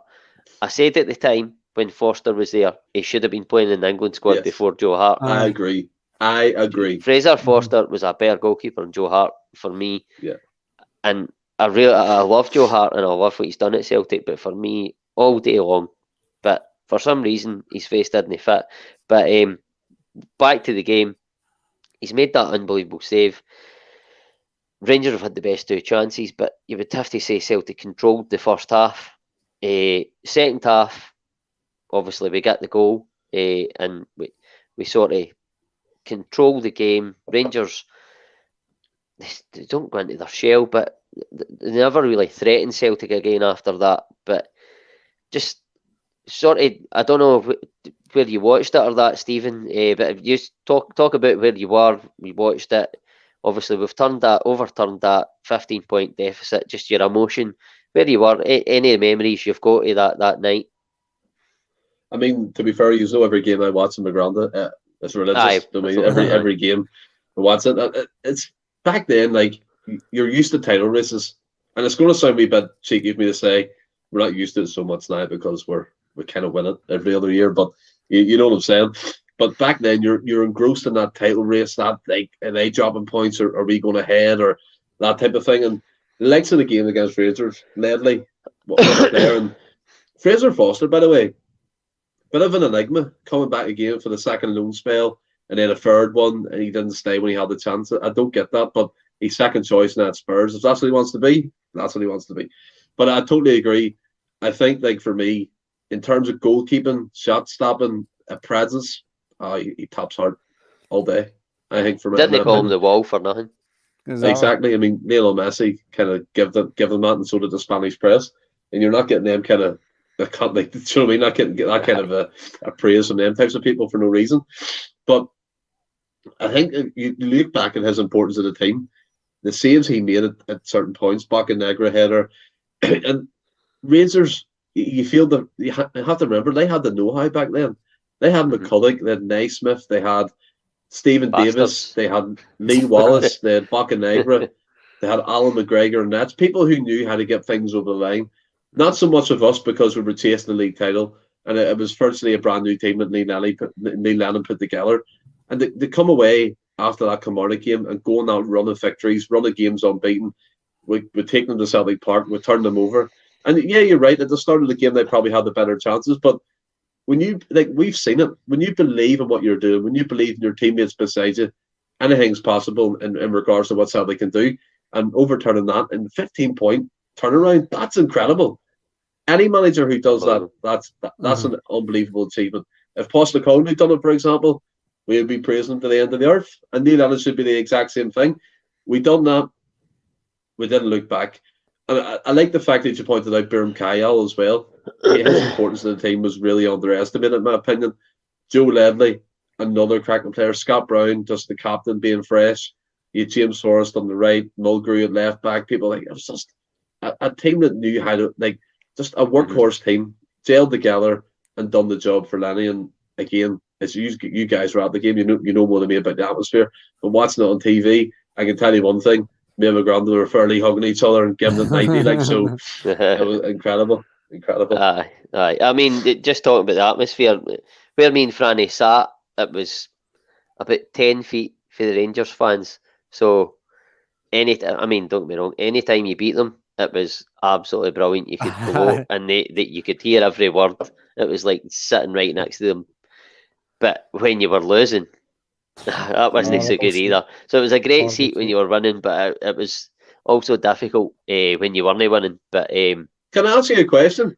Aye, go for it, kid. Do you think they should bring back the normal allocations for these Glasgow Derby games? Yes. So do I. Aye, it just adds to it. And a lot of people will say, "Oh, you didn't want in your stadium and that," and they just bring bile, but the atmosphere and. See that? I always remember. I can't mind what year it was, but I was at a game, and what was it? In fact, I'm probably not going to sing the song because I don't know if I should, but it was like the Rangers fans sung a song about Lubo Moravchik, and then the Celtic fans sung a song straight back about one of their players, and it was back and forth, and it was just like, it was like two guys having banter with each other, but it was thousands going at it like that, and it was brilliant. It was the atmosphere in games, and don't get me wrong, it's probably better. It is better when you're winning, of course it is, but it is missing for the. Well, I can't say it's missing because I've not been to one where there has been that. What is it, 700 allocation? Yeah. But for me. It's better when we've got a full stand at Ibrox, and it's better when they've got that section.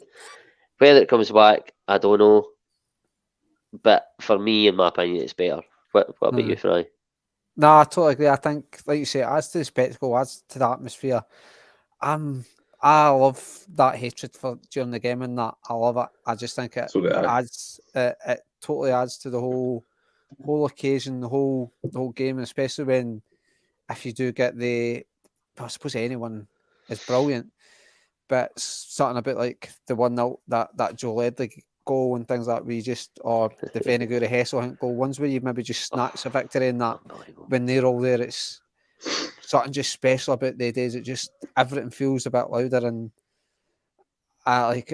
our seat was, like you say, it was an absolute man-mate seat. Brilliant when you're winning, but horrendous when you're getting beat against them. But again, it's what added to it. It added to the excitement as well, because you were like, if we didn't win the day, we're got to be getting it stinking for it or during this game and that. So I would bring it back, but like you say, I've not been there when it's only been the 700 or 800. So. See, with the control the TV companies had, I'm surprised they haven't requested it, because I'm sure if they said something like, we want this back again, or a pull in the deal, that'll be back on the table. I think it would be back on the table, but I don't think they've got the pull for that, because let's be honest, Sky are only really wanting day games. As long as that's what I'm saying. Happy. If they turn around and be like, look, we want it back with the full allocation, or we're pulling the deal or giving you less money, I think maybe there could be an avenue that.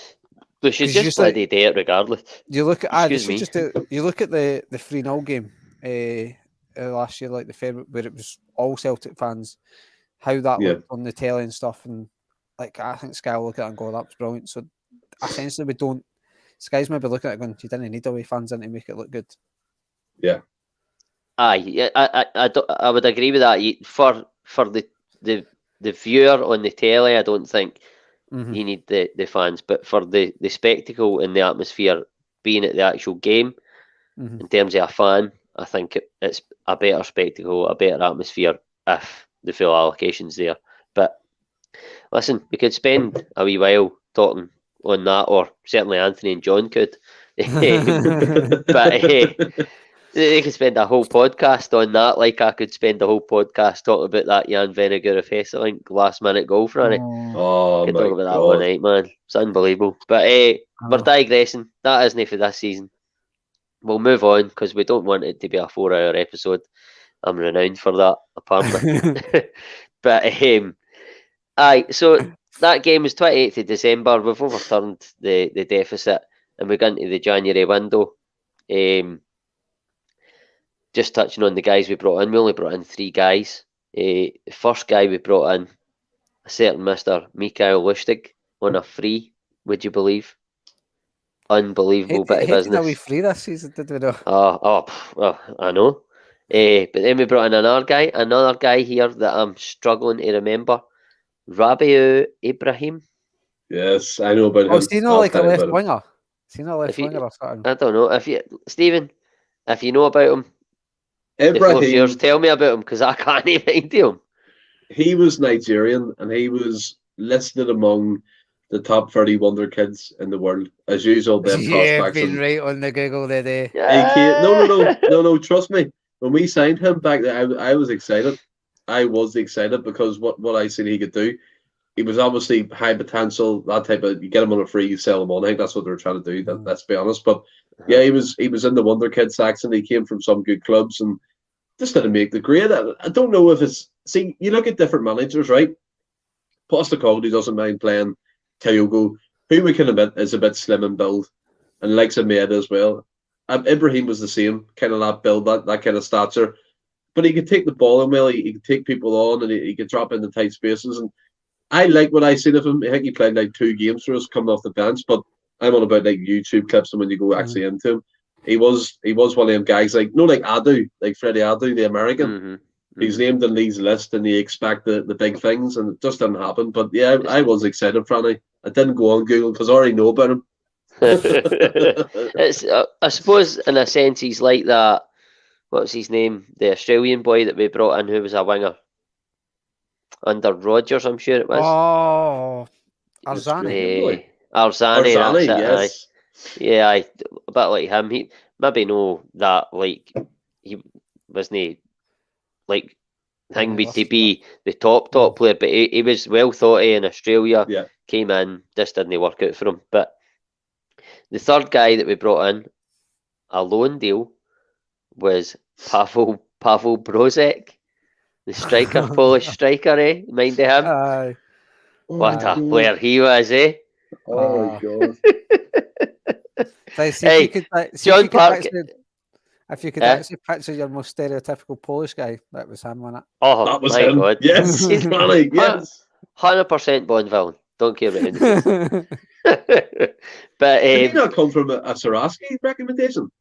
I don't know. Quite possibly, man. I don't think we should possibly. listen to previous strikers, by the way. There's a reason Lars's no made it as a Aye. manager, Aye, fair point, eh?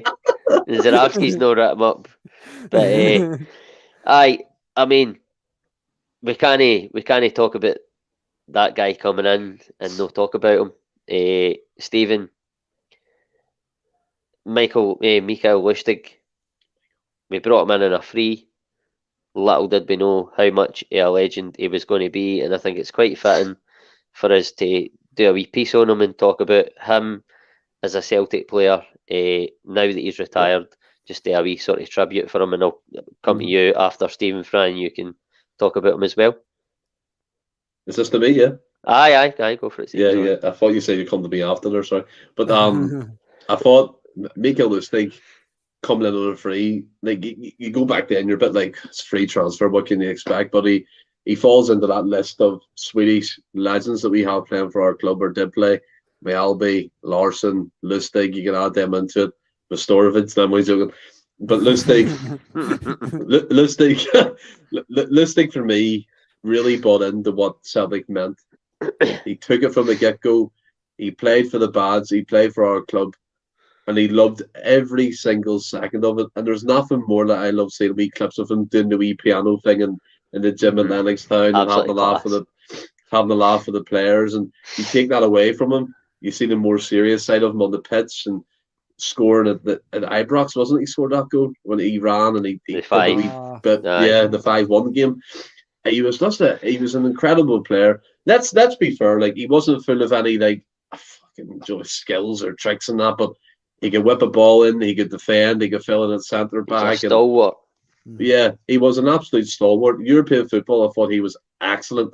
I thought that's where you probably seen the best in this league, and he was a great player. And the same retire, it was probably coming. Do you know what I mean? Once you leave Celtic and you go to AIK, whoever it was, you're never going to be the same again. He was 32, 33, so he probably just thought, I'll call it a day. But for Celtic, he's joined that list of legends for me. It's 7 or 8 years of service, however many appearances, numerous league titles, numerous cups, part of the treble teams, just a brilliant servant, PC Lustig. And it's the way the fans took to him as well, isn't it? It's the way they took to him, because players are often, you either take to them or you don't like them or whatever. We took to him straight away. You could just see there was something there, and he had chances to move on. There was times where he fell out of favour, and there was times managers, maybe Ronnie Delia, for example, wasn't really keen on him, but he didn't let that bother him. He still stuck at it, and the likes of Rodgers come in, played him, pivotal part in Rodgers' team, and I loved him. And it was really sad to see him go, but it was obviously the end of the journey for him. I mean, Frimpong came in and kind of stole his thunder a wee bit, and he wasn't really getting on, and he was featuring on the bench. And I mean, if I come to the comments here, Egyptian King, Lustig was such a player, always played out of his boots for the Bads, 100%. He started dead slow, but modern day legend. Yes, Alistair, yeah, 100% agree. He always loved a Butte win against the mob across the city in Mardor. Yeah, he was a guy for the club. He was a people person. There was no airs or graces about him. There was no ego about him. He played right back, he played centre back, and he played out of his skin. And he was fantastic. On a free transfer, that's a coup. Aye, I couldn't agree more. I didn't realise until probably just now that I must have a thing for fullbacks who like just buy into the club, get Celtic, love everything about them, aren't they absolutely most dynamic players, but they can defend and they can play, and that's just what Lustig is, and that's what Greg Taylor is. I've got a thing for fullbacks. But what's your thing? What's your thing? Oh, what? Anyway, moving on, Franny. I'll just give you the floor and talk about PC Lustig. I mean, what a guy! Like, all right, you go to the toilet. Good. Sounds good. Lustig, like you say, got him in a free. I think he won a league title every season he was here, and then he's obviously won a few domestic cups along the way. I wasn't the most skillful player, wasn't the quickest, but what he was a top player. I think he's actually got over 100 caps for Sweden, so he was Sweden's number one. Aye? He's got a lot of caps for them. So he was obviously Sweden's number one for a wee while as well, which to steal. Playing goals too. Aye. But to steal a phrase from Jim White, he played many games with distinction for Celtic. It was class, like absolute class. Just like that moment with the heart, with the place heart. That's just that has got to you've got to see that when we're 60, 70-year-old. Just remember it. The guy I felt we maybe. I get obviously Frimpong was in and was the number one right back and stuff, but I think we maybe just let Lustig go a year too soon. I think we could have maybe used him at centre half, maybe kept him around the place. Just it was a guy that properly bought into the club, knew what it was all about, and knew how important getting 10 in a row was. And I think maybe having him round about might have just, not saying we'd have won 10 in a row because he was there, but it might have just helped keep everything together and things like that. To think that what you got, if you said to me when Lustig came in, it was going to win 8 league titles and all the domestic cups, you'd have probably got laughed at the door after the first sort of 6 months and stuff. But what a player, and anybody that says that watched Lustig at Celtic and says that he wasn't a good player, honestly, just football isn't for them. Aye, Ross. Aye. Juranovic or Lustig? Lustig. Oh, and I love Juranovic, but you can't. It's not even. You need to give. Yeah. I mean, I don't think he's got to be here, but you would need to give Juranovic another 4 or 5 seasons to really properly make a judgment on that. I mean, I thought Juranovic last season. I've said it before. I thought last season he was very, very good. Mm-hmm. I don't think he's hit the heights this season. Nah. No by a stretch, but he would still be my first choice at the minute over Ralston. And it's weird to say because Ralston's played a couple of games recently and he's been very, very good. And I would trust him. And I'm probably starting to trust Ralston a bit more than I did last season.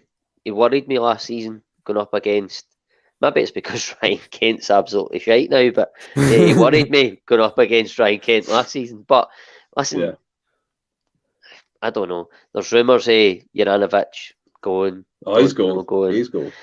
I think he'll probably go. I do. I agree with you, Stephen. I know we've had it back and forth in the group chat and that. I don't know if you commented on it, Franny. It seems to be that he's the one they're talking about. And there's no smoke without fire, eh? Exactly. And the fact that he's not back a contract would suggest that he's also looking for a way out and stuff. So I say looking for a way out. He's obviously maybe not totally happy at being here and things. So I think as much as I like Juranovic, I obviously trust Angel sort out a replacement. So it's one of the ones that's you hope he has a really good World Cup, so you maximise the value for the guy and stuff. But I didn't really like all this sort of wouldn't call it appealing, but it seems the fact that because he's maybe looking for a move away, everybody's now it's rubbish. Is this? It's no, I don't think it's that. I'm not saying you, but there's on Twitter and things like that folk are because it seems to be the talk that he's leaving. He's now the most favoured player in the world now. I think there's a lot of people being like that for the start of the season anyway. But the thing, I've heard a lot of people saying like, "What's the rumour mill and all that?" Or just try to unsettle us and stuff. They say they would leave. Was it the summer? He was going to go in the summer and all that. And I'm like, well, I get people are saying that. I get why they're saying that. But then at the same time, I'm like, well, it's always the same name that's coming up. It's like they could use any player's name to unsettle us. But it keeps going to Juranovic. So for me, there's something in it. I thought there was something in it in the summer. It's coming. It's rearing its head again. There has to be something in it. I'm not overly worried. I'm not losing sleep over it. If he goes and we get a decent fee, fair enough. And I think that Celtic, the way Ange is wanting Celtic to work and the way he has been working for he came in, he'll be fully aware. He knew Rogic was going in the summer and he got Matt O'Reilly in. He'll if Juranovic goes in this window or it's the summer, he'll know it's happening. Yeah. and he'll have contingency plans for that. But we've digressed again.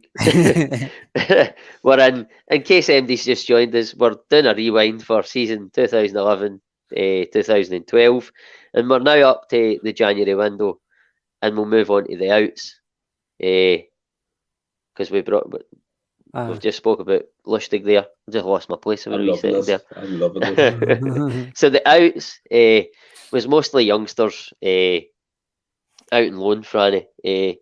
Your mate Paul Slane for open goal, and most notably Joss Hoyveld for Southampton for £1.5 million. He'd been loaned out in the previous window, but then Southampton, for some unknown reason, apart from maybe Stephen will know, they decided to shell out £1.5 million for him. But I mean, there was nothing too drastic to talk about. In the window, a couple of meaningless guys left. But we'll move on to our League Cup campaign, which started with a 2-0 victory in Dingwall. We won 4-1 at Hibs. I hope you googled this, Franny, when I tell you earlier, by the way. He's not. So we had a 4-1 win at Hibs, and a 3-1 win at Falkirk. All away ties, which set up a March Hampden date with Kilmarnock, who this season became somewhat foes of Celtic with 3 big games against them throughout the season. But this one, it was another shitty Hampden performance, Franny, culminating in us conceding a late goal, losing the match. Honestly, I don't think I don't remember ever leaving Hampden as disappointed and angry in my life. My memory of walking out the stadium that day is so vivid. Such was my anger. I mean, I was absolutely fizzing. That was a big opportunity. We were obviously ahead in the league. It was a big opportunity to win a cup against Kilmarnock at Hampden. I was furious. We were obviously at the game together. I can mind you walking out the stadium, absolutely reeling. The final whistle went, I was up the stairs and out. Normally I hang about, but I was fucking raging. What about yourself? What was your... That's a trophy, no? No. I've totally googled the wrong game, because I googled us getting beat 2-1 off Rangers in the League Cup final. But the Elephant scored in extra time. Well, regardless, Kilmarnock beat us 1-0. Can you no mind walking out the stadium being absolutely fizzing? But you were probably trying to shut me off because I was bailing. But probably mean Nicola were probably laughing at you. Probably, aye. It wouldn't be the first time that you and Nicola laughed at me at a game. That long walk to Cambuslang, because we somehow didn't seem to park any closer to Hampden. What seemed to park I know. 5 But mile listen, away. It was easier to get away, kid. It was easier to get away. But because nobody was there by the time we got to the motor. Well, that game, it was a disappointing performance. We lose the game 1-0. I'm, as I've said, absolutely furious. I can't mind he being as angry leaving a Celtic game. I just thought it was a huge opportunity missed. Stephen, that... I don't know if that was the first of them, but there was a period in Lennon's first tenure where it became a theme, that the Hampden hoodoo, where and by the way, it was like the media were talking about it. It wasn't, but they weren't making it up. It became a thing, and that was a huge opportunity missed.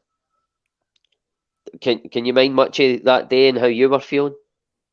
Well, I mean, like the hoodoo thing, if you go back to that 8-game spell he had in charge when we lost to Ross County in the cup competitions, then Kilmarnock seemed to be a thorn in our side for this campaign, even though the result at Rugby Park kick-started the actual season for us. But yeah, it's like, for me, like, it's going to sound again probably selfish here, but we should have won more trebles in this run. We should have been probably hitting the treble every other year in terms of what we were doing on the park. But the Kilmarnock game, Van Tanhout, Van Tuhout or something scored the goal. Van Houtveld or something. It was Yelovich. Aye, he scored the goal. That was the year before your nugget. It reminded me a lot of the Perrier Doumbé final when we won 1-0 against Inferno. It was just crap. It was boring. We didn't get the win. I was raging. You were raging. Franny can't remember. Cracking. Unbelievable. I can remember being raging at the game that I watched earlier in the day. It's like one of them things, though, Ross. You look at, I mean, Delia got a league and a double, didn't he? Who? Ronnie Daly got a league and a double. Daly got robbed at a treble table. Exactly. All these trebles, they've eluded us at some point in the seasons, and this is a game one of them seasons where I thought we could have took all three of them, but we didn't in the end. But yeah, disastrous result. Disastrous. Listen, we all know that a treble's not an easy thing to do. It is. It's hard to do. But when you get to a final with the team that we had, and you've got an opportunity to win that cup against Kilmarnock, and you put in the display that we did, I've said it. I was, to say the least, disappointed. I was fucking fizzing. It wasn't good enough in the day, and I was so angry, and I was probably just as angry at a game we're going to talk about later in the podcast. I say later in the podcast, we're an hour and a half in, but it's a nostalgia. Matter. It's a nostalgia we're doing. But so in that season, it came to a point when it came to Valentine's Day, and we can't do this season without touching on it. It was our other half went into administration and were deducted 10 points for paying taxes. For not paying taxes. You nearly give them credit. I know, for not paying taxes to their beloved Queen. This left them 14 points behind Celtic. But Stephen, no excuses for me. We were going to win the league, and we were already 4 points ahead of them before the 10-point deduction. I felt like the impetus was with us. I feel like we were going to win the league. Anybody, they can make excuses, but I feel like we would have won that league anyway. Would you agree with that? Fuck me, Ross. Fucking hell. The whole, for 12 years plus, them dicks have been making excuses trying to say they're the same club. They are not the same club. Not, I know. As Frank Kennedy said, we're not half of anything. Yes, Frank. That's why I done the. But this whole, I mean, it was catching up on them and I finally got them. And see this whole campaign to say they've transferred their history into a new name. You can't fucking do that. You cannot do that. They're not the same club. They're old co, they're new co, they're Sevco, they're the Rangers 2012, they're whatever they want to be, but they're not the original Rangers Football Club. They died at Valentine's Day 2012, and it was absolutely fantastic. I remember the news cover for you. I was actually sitting, this is no joke, and Ryan, who would know and done a rewind with us, he sent me a text and he was like, have you seen the news? I was oblivious to it at this time. I was like, no. He's like, Rangers are down. I was like, what are you talking about? No, like, you think he's having a joke? And then I go on and like, they're entered administration. The liquidators are moving in. I was like, what the fuck? It was mental. And see, to be fair, like, I'm going to be, maybe people will say different in the comments here, but for me, they should have stayed dead. They should have stayed away. And I know that the whole issue with the likes of, we need the competition and blah blah blah. But look what happened. Gretna fell into the exact same situation and ended up wiped out as the face of Scottish football. I think they're called the Gretna 08 when they got reformed. And the fact that Rangers got a buy ball, and I know we were part of that with that 5-way agreement stuff, and it doesn't sit well with me. It really doesn't. The Ibrox should have been sold for a giant. It should have been sold for a giant Tesco, and then they could have split the money among the SPFL clubs as their parting gift towards the league. But yeah, that obviously the season's going to be the whole thing's going to be memorable because of that, and yeah, we won the league, but that kind of overshadows everything because big club, they died and they've come back to life, they got resuscitated and all this place. Nah, they didn't. Do you know what I mean? They're gone. This is why I hate the whole people. I know I sometimes slip up and say Old Firm Derby, but people sometimes say it and mean it. I don't believe it no more. It's a Glasgow Derby. It's not the same as it was. I don't like the pussyfooting around by the media, pretending that it is Rangers from the old, and you see the headlines from the different newspapers back then. You see the headlines from reporters saying the club has died or their assets have been sold off and stuff like that. They sold the club for £1. It's incredible how they can even be held up at that club. They should be this a new club totally altogether. But I totally agree with what you're saying in terms of the 4-point gap. It doesn't sound much in an instance, but the way you said it there, the momentum was with us in that league campaign. We were steamrolling. Yeah, we had hiccups and we had different results at some periods of the season, but I think, to be fair, we were steamrolling teams at some points. We beat Hibs 5-0, Dundee United 6-1 and 5-1. Sorry, so we were going well. I still think we would have won the league, but I'm sorry, Ross. I keep coming back to it here. It's just a bug. It's a bug in my bonnet that I just don't like. I hate the narrative that's saying that they're the same, and Chris Boyd said they're the same, and it pisses me off. They're not the same club. It's like I know they try and compare it to what happened to us in Fergus, but Fergus saved us, literally saved us before we entered the stages of liquidation. They got liquidated. Their assets got sold off. Aye. And by some miracle, they get to claim that they're the same club. It's madness. They went into administration on Valentine's Day, and then they went into liquidation later on. It was like October, so they did die. I get from a commercial point of view, right? How people will say, "Oh, it's still the same club and all that," but it's not. They can push that to get more money or whatever. But did you see the papers? Did you see the papers they signed? Literally saying they're a new entity. Aye. But they've just went back in that now. Like nobody's seen the papers or can go back in the archives and see the headlines. Yeah. That they died, right? They did. Franny, they were, like I've said, they were then liquidated and they were thrown out the league. And a new company, club, whatever you want to say, excuse me, was formed. It's same shite, different flies to the layman. But it is. But I mean, for that, the banter years ensue. It's no bad, wasn't it? Can I just ask though, like, sorry there, but Franny, come on, you cannot sit in the fence of that, buddy. You have to, come on, man. They are dead. They died, man. Franny knows that. Aye, I'm not saying otherwise, mate. I'm not saying otherwise. I mean, I'm far from romantic, but I definitely celebrated that Valentine's Day. That was great that day.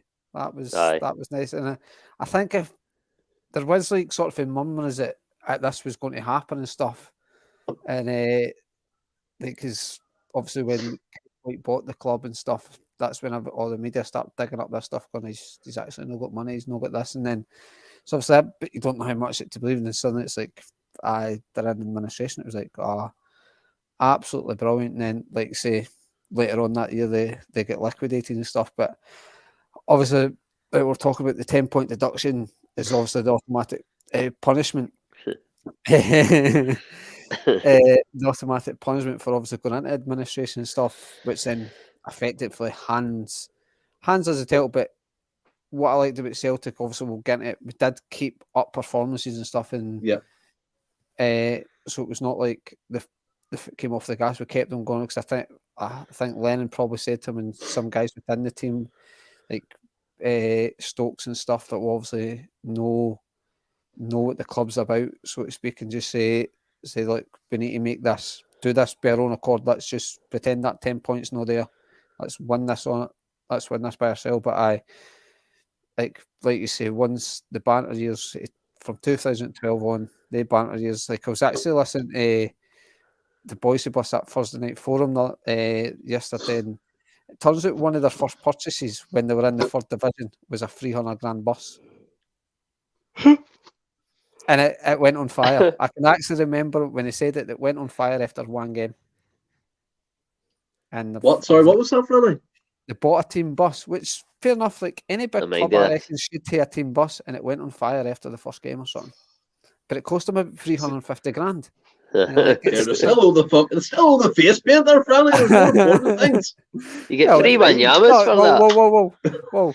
You're either the same club or you're no, Stephen. You can't be paying the face painter then. You can't be due somebody money if you're not the same folk. Well, let's be fair. They got that off of over £90 million of debt. And see as well, Ross, if he asked you a question, and ask both of you, to be fair, I find this interesting. If you reverse that, right, and it was us that fell into financial despair in 2012 Valentine's Day, do you think we would have been treated the same? Because I really don't. I think we would have been plopped out to the lowland league like Gratna. There wouldn't have been no 5-way agreement or people saying, I bring them, let them start at the bottom, work their way up. And I know... I'm not sure.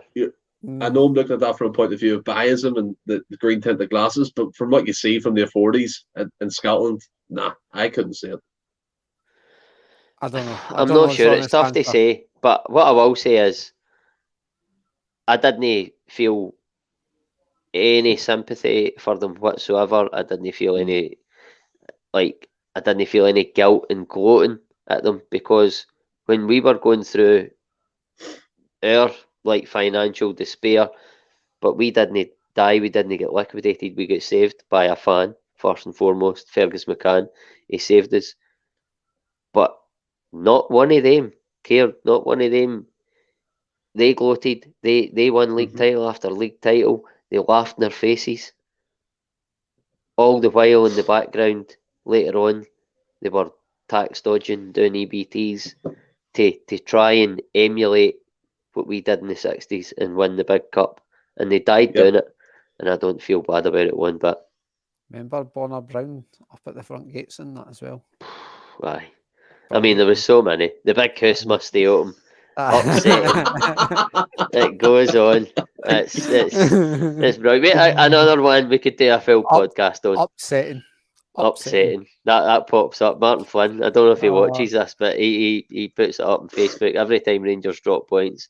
He just puts a wee caption of the guy that said it, a picture of the guy, and then upsetting, and it's brilliant, man. Do you think there's an argument? I mean, me and McGranda spoke about this before, of their league titles being either asterisked or took off them, not necessarily give to us, because that's a whole different argument, but do you think what they've done throughout them years should warrant that them trophy haul and just to be stripped away from their history that they've managed to continue on? Aye. I would say aye. It should be. Because they won them. It wasn't a level playing field. They won them by doing illegal transactions, bringing in top players. Your Arthur Newton, even Van Bronckhorst, their manager. Do you know what I mean? Close. It wasn't a level playing field, and for me, they should have an asterisk at them. But the thing, one of the things that always used to amuse, they don't do it now, but when they were in coming up the leagues, whoever the manager was after games would get interviewed, and he used to stand in front of the dead club's honours behind him and do the interview, and I'm like, what the fuck, man?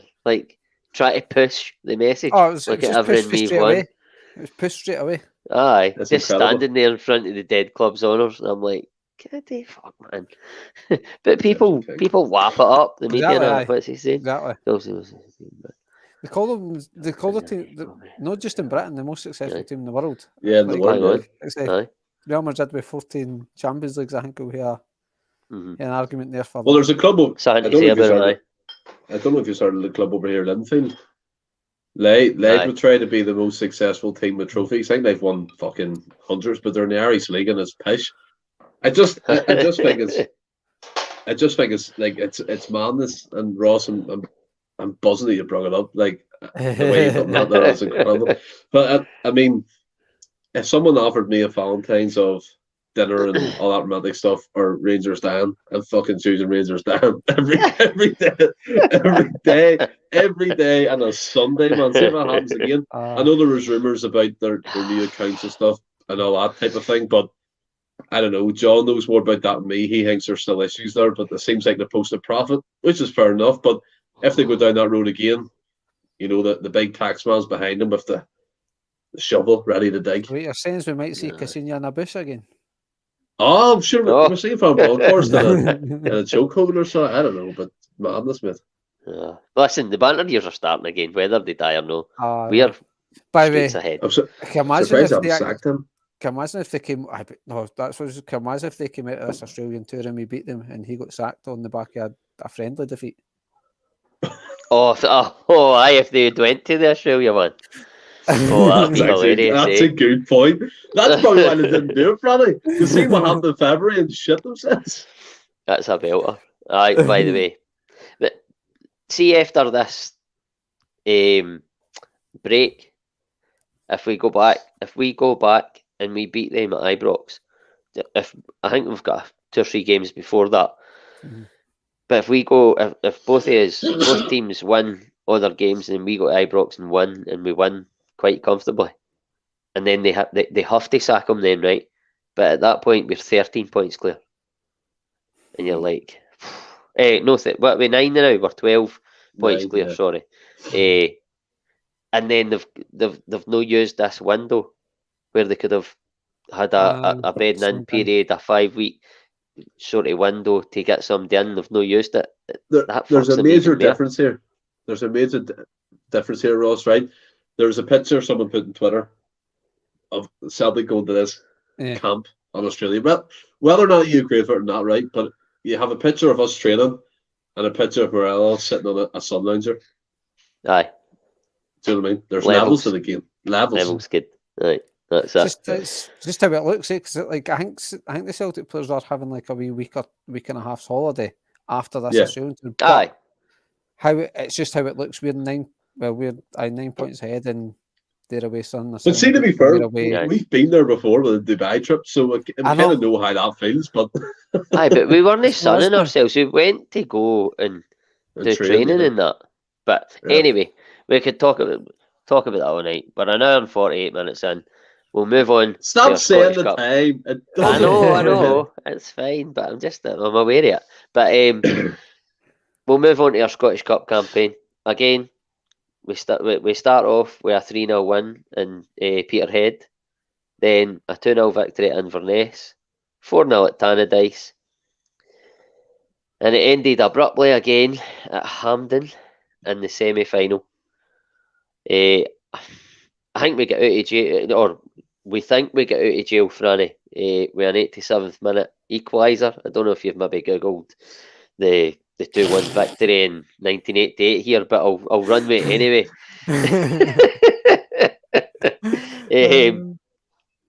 So we think we've got out of jail with an 87th minute equaliser for Gary Hooper, only to concede a penalty in the last minute that Craig Beattie scored. We were at it. You must surely remember it. I do remember it. Obviously, the League Cup was trying to jog my memory, and I've obviously just put the date in. Obviously, the League Cup was in that year. Aye, no, but listen, see that goal, that penalty. But whatever you say, right? The Gary Hooper's goal was offside, right? Mm-hmm. The penalty Hearts got probably wasn't a penalty, so it might have ended up 1-0 anyway. So I've not got a major gripe about that. My biggest gripe of that whole game is I don't care what Craig Beattie did or didn't do in a Celtic jersey. I will never ever forgive him for that celebration. In front of the Hearts fans, he done that and he's got the tap off and that. I was like, get you the fuck. He absolutely enjoyed that. Absolutely bailing, aye. But I mean, never forgive him for that. What about yourself? I was totally. I mean, I think I was like a wee Wayne with it, because it was like I watched you and I was like, that's actually annoyed me. That's it. I think I was more annoyed at the result and stuff, and then I can just remember how annoyed you were about that celebration. I was like, I actually hate. I think for that moment, I hated Craig Beattie as well. I don't think it really totally dawned on me that it was him and stuff. But I think it's like Craig Beattie's just another sort of ex-Celtic player that just seems to, like, obviously not after that game, like, but since he left, seems to. It's that bad mouth as in the press, and like he's never really got anything good to say about as in the press and stuff. Did you hear that? The sneeze. I mean, I thought I muted myself. Sorry for that. I was trying to say, I was like, what you actually? I thought you were going around your whole life thinking you sneezed with any noise there, man. And you just got surprised. The silent sneezer. It's just been a big revelation that Stephen's been doing makes a noise.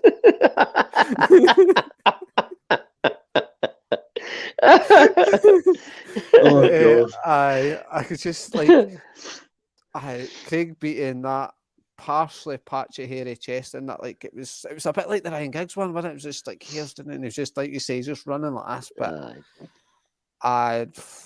he's a prick, mate. He's a prick. I was fucking peeling. I was really and that's what I was saying. I don't think I couldn't remember a game that I'd left a Celtic game feeling more raging, and then up stepped Craig Beattie. Twice I left Hampden Park that season, absolutely fizzing, bombing up the steps. One was a final, one was a semi-final. Once again, the hoodoo. But I mean, Stephen, we leave Hampden dejected again. What was that? You're supposed to blow your nose before the rolled up banknote. Oh my God! We can't go down that route again. I've had that before. But we leave Hampden dejected again. We've said it became a pattern. But there's happier days just around the corner. Oh, I like to speak about it. Oh, if you want, sorry, I was just moving. If you want, do you want to? I was going to say, like, you made a good point about the hoodoo, and I keep cutting my nose. I'm not on anything, by the way. It's just I have a runny nose, right? That's the only issue here.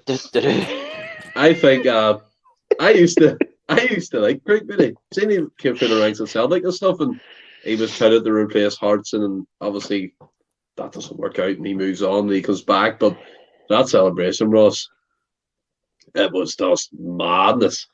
That was the best moment he'll ever have in his life. Like, he'll look back when he's 90, and that's what he'll tell people.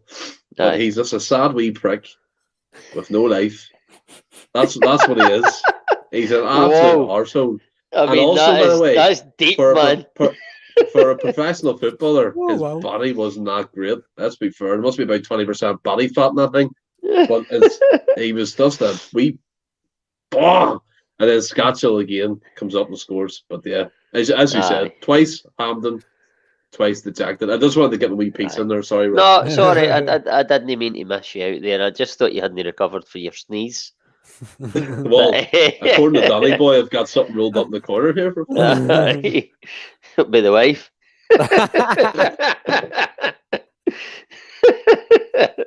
I read my magazine. But happier days are just round the corner. 9 trophy-laden years, to be precise. But that semi defeat was tough to take. But I mean, moving on. Off the back of that, I'm sure it was off the back of that. I might be wrong, but I'm supposed to have done my homework. But off the back, we'll run way off the back of that. We need 2 more wins to secure the league title, following the aforementioned 3-2 defeat at Ibrox. We have a 2-0 victory at home against St Johnstone, which sets us up perfectly for a trip to Rugby Park.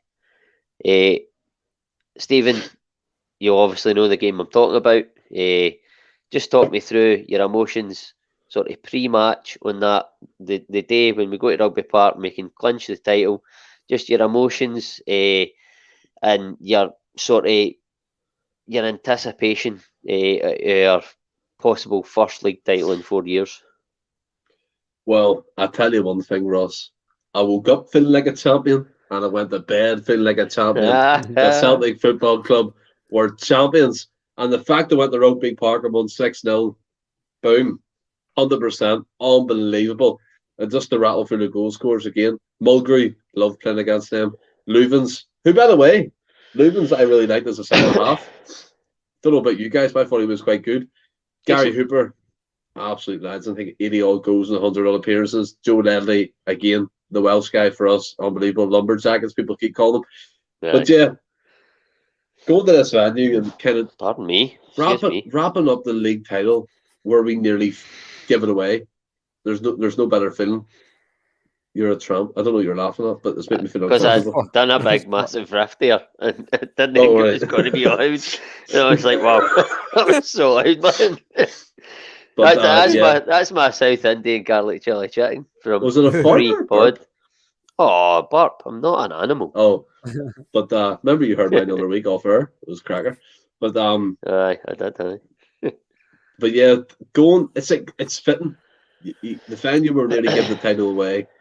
We kind of recuperate, go on that run, and we win the league title at Rugby Park. Every stand was sold out to Celtic fans, and Mulgrew scoring one of his goals. He kind of chopped back on his right foot. It was a bit like Haksabanovic. His goal against the previous one, he just fizzed it round in the bottom right-hand corner.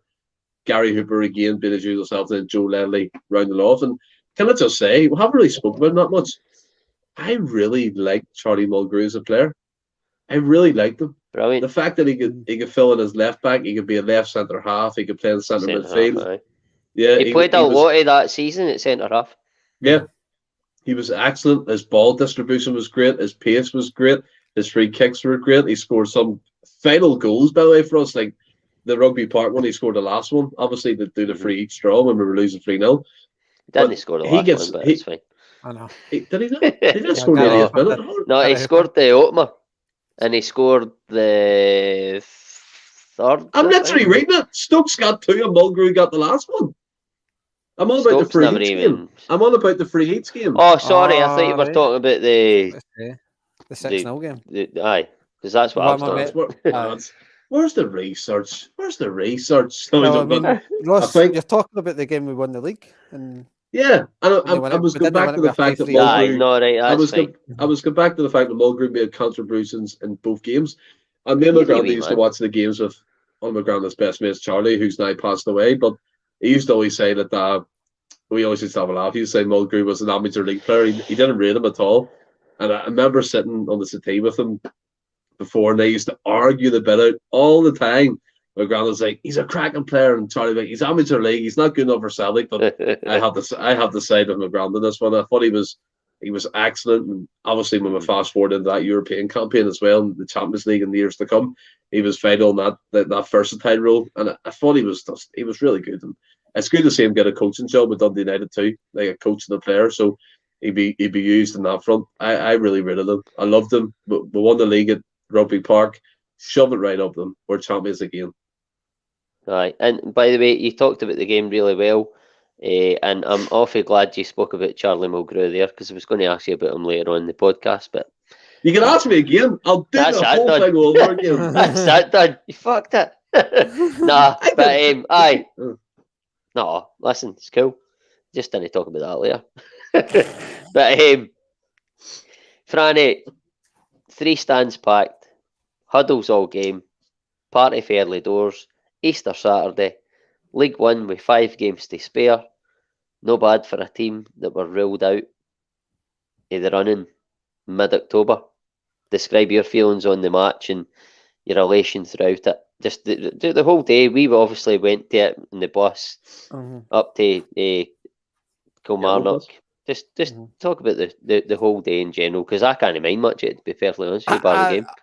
I can't mind much by the game. Like, I know, like Stephen said, I went to bed a champion. I never woke up the next day feeling like a champion. I was in it. Feeling like I was rather rough that day after that. But I just getting up, like you said, Ross, we went to a lot of games that season, and to be at the game that we actually officially clinched the title and stuff, up early doors.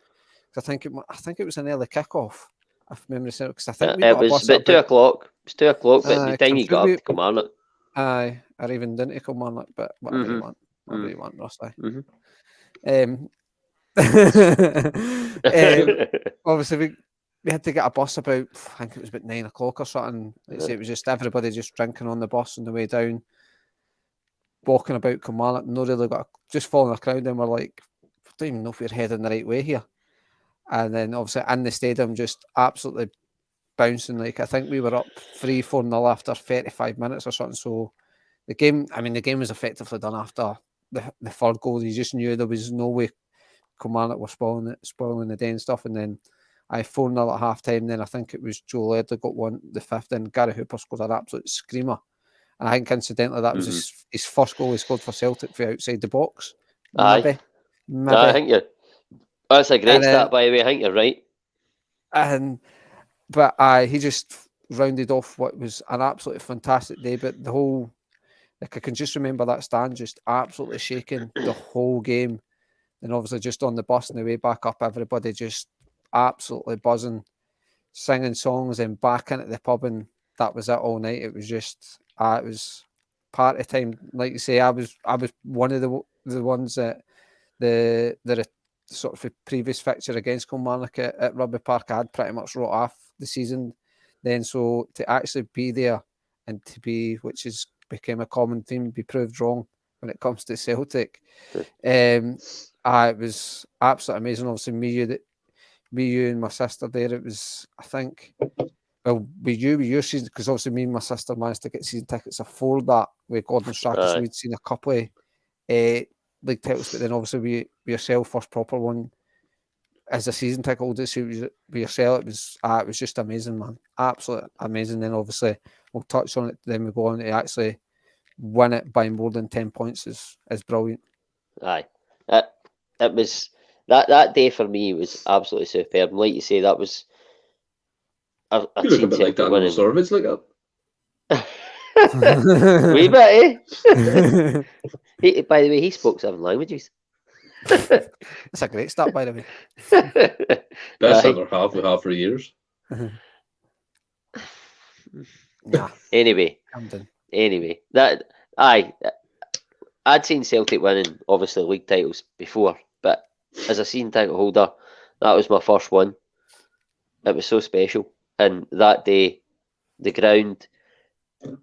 I mean, we're talking the 3 full stands packed to the rafters. We score early doors. It was bouncing anyway because you're going there feeling you're going to win the game. But when Mulgrew opens the scoring, it's just a total carnival party atmosphere from start to finish, and it doesn't relent to the next day. And I don't care what anybody says. I like going out and partying, but going out and having a party, a Celtic title party, they're the best parties. They're the best parties of all. They are. But we've got sore heads after that. We've had a great day. The title's wrapped up. It's our first one in 4 years, and we have a couple more games, and then we play Rangers at Parkhead, full stadium, and it is a salt in the winds, comfortable 3-0 victory at home. Rangers are in disarray. An early Mulgrew header sets us on our way. Stephen, cue gloat time. It's 1-0 to the champions. Where were you this time and talk to us through this goal? You're right. That's a cracker. No, I mean, like, is that a key? What is that? A key ring? It's your phone. I thought it was a fucking key ring. Mm-hmm. I only seen it right up at the screen. I didn't see you bringing it up. Mm-hmm. Aye, go for it. I didn't know if you'd heard me. This isn't the infamous one where there's loads of red cards, is there? I don't think there is. No. That was the 3-2 game at Ibrox. Well, there was 3 red cards at that game. No, there was one at Parkhead. There was a lot of red cards in a Scottish Cup game, I think. That was the one McCoy's and Lennon fell at the end, you're thinking about. No, this was 3-0. Mulgrew, he scores the header early on. The corner comes in and he goes in. Yeah, he makes a run for deep outside the box and does like the diving header and it bounces. So I was going to get you to talk us through that, but I've just done it. But it kind of sums up the importance of Mulgrew. Like we kind of touched upon previously. Aye. He comes up with these final goals and big games. At that point, Rangers were done. They were playing youngsters and people like that, and things weren't going well, obviously, and everything was in disarray. They were dying. They were on life support, and no one was coming to resuscitate them. But the whole thing, the occasion, Mulgrew scoring, for me, it's an emotional side because, again, I allude to it, like it's a family thing for me. I sit with my granda every match, and for years and years we've talked Celtic Football Club, and that's what we love. And when we get wins like that, it's adulation, it's joy, it's amazing. There's no better feeling than beating your rivals. Do you know what I mean? And beating them into the ground when they're already dead, smashing them up when they're on death's door. It doesn't get any better than that. And I didn't feel no sympathy. I didn't feel no anything for them. We were there. We killed them. We killed it off. We made them look like wee boys, like they are always. And it was just incredible. Mulgrew, again, Chris Commons, by the way, get the second goal. Just another incredible player for us. And it's just relief. It's joy.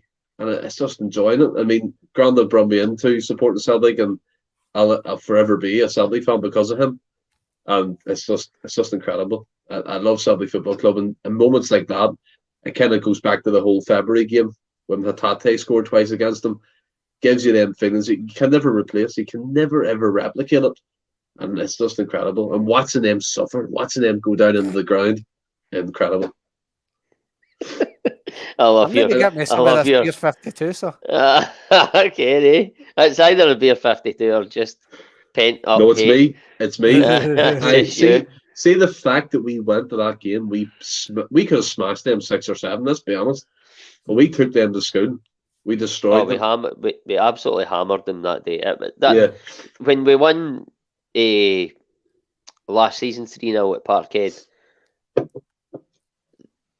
The game that we're talking about now is the game I immediately thought of when we done that night. It was one of the ones it was 3-0, same result, took them apart, with sheer power, pressure, pace and skill.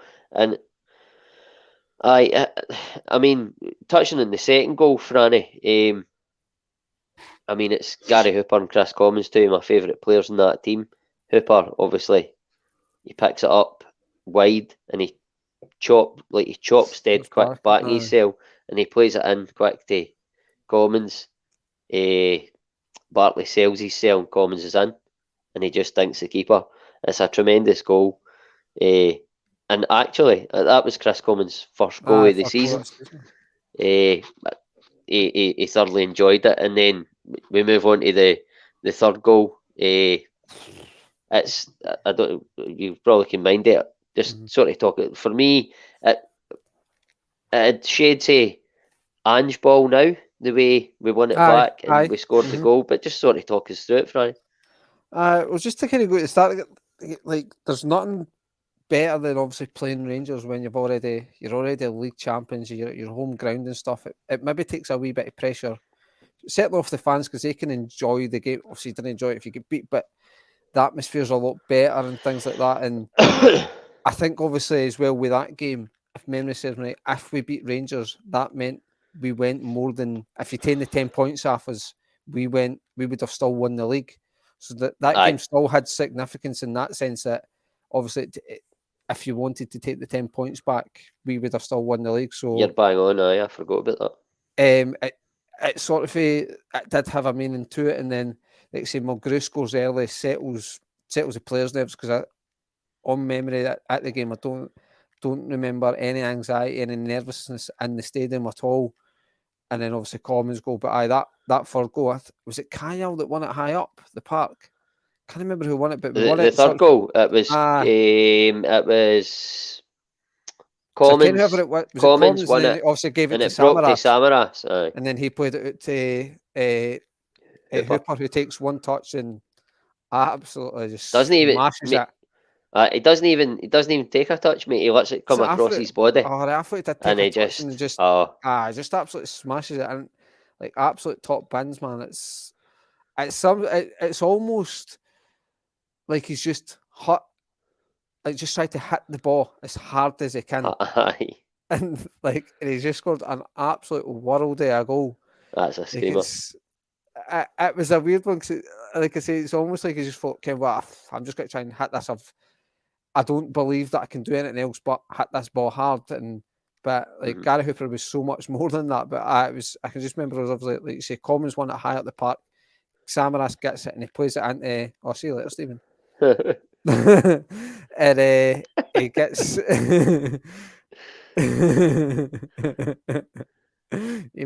Even if you're muted now. You're muted now. Can you hear me? I can hear you now. Can you see me now? I can see you now. It absolutely just smashes that in, man. It was like, say, that's it. It's 3-0. If it wasn't part of the atmosphere for that, it was definitely after that. And like I say, it just put that 10-point deduction to bed. That meant we're essentially 1 point, I think, or whatever it was. We were 10 points back. We'd still had won the league. Aye. Listen, it was like you say. I actually forgot. Franny. Just I don't know if you were there, Stephen, or no. Franny had said that game, that victory, had sort of put the 10-point.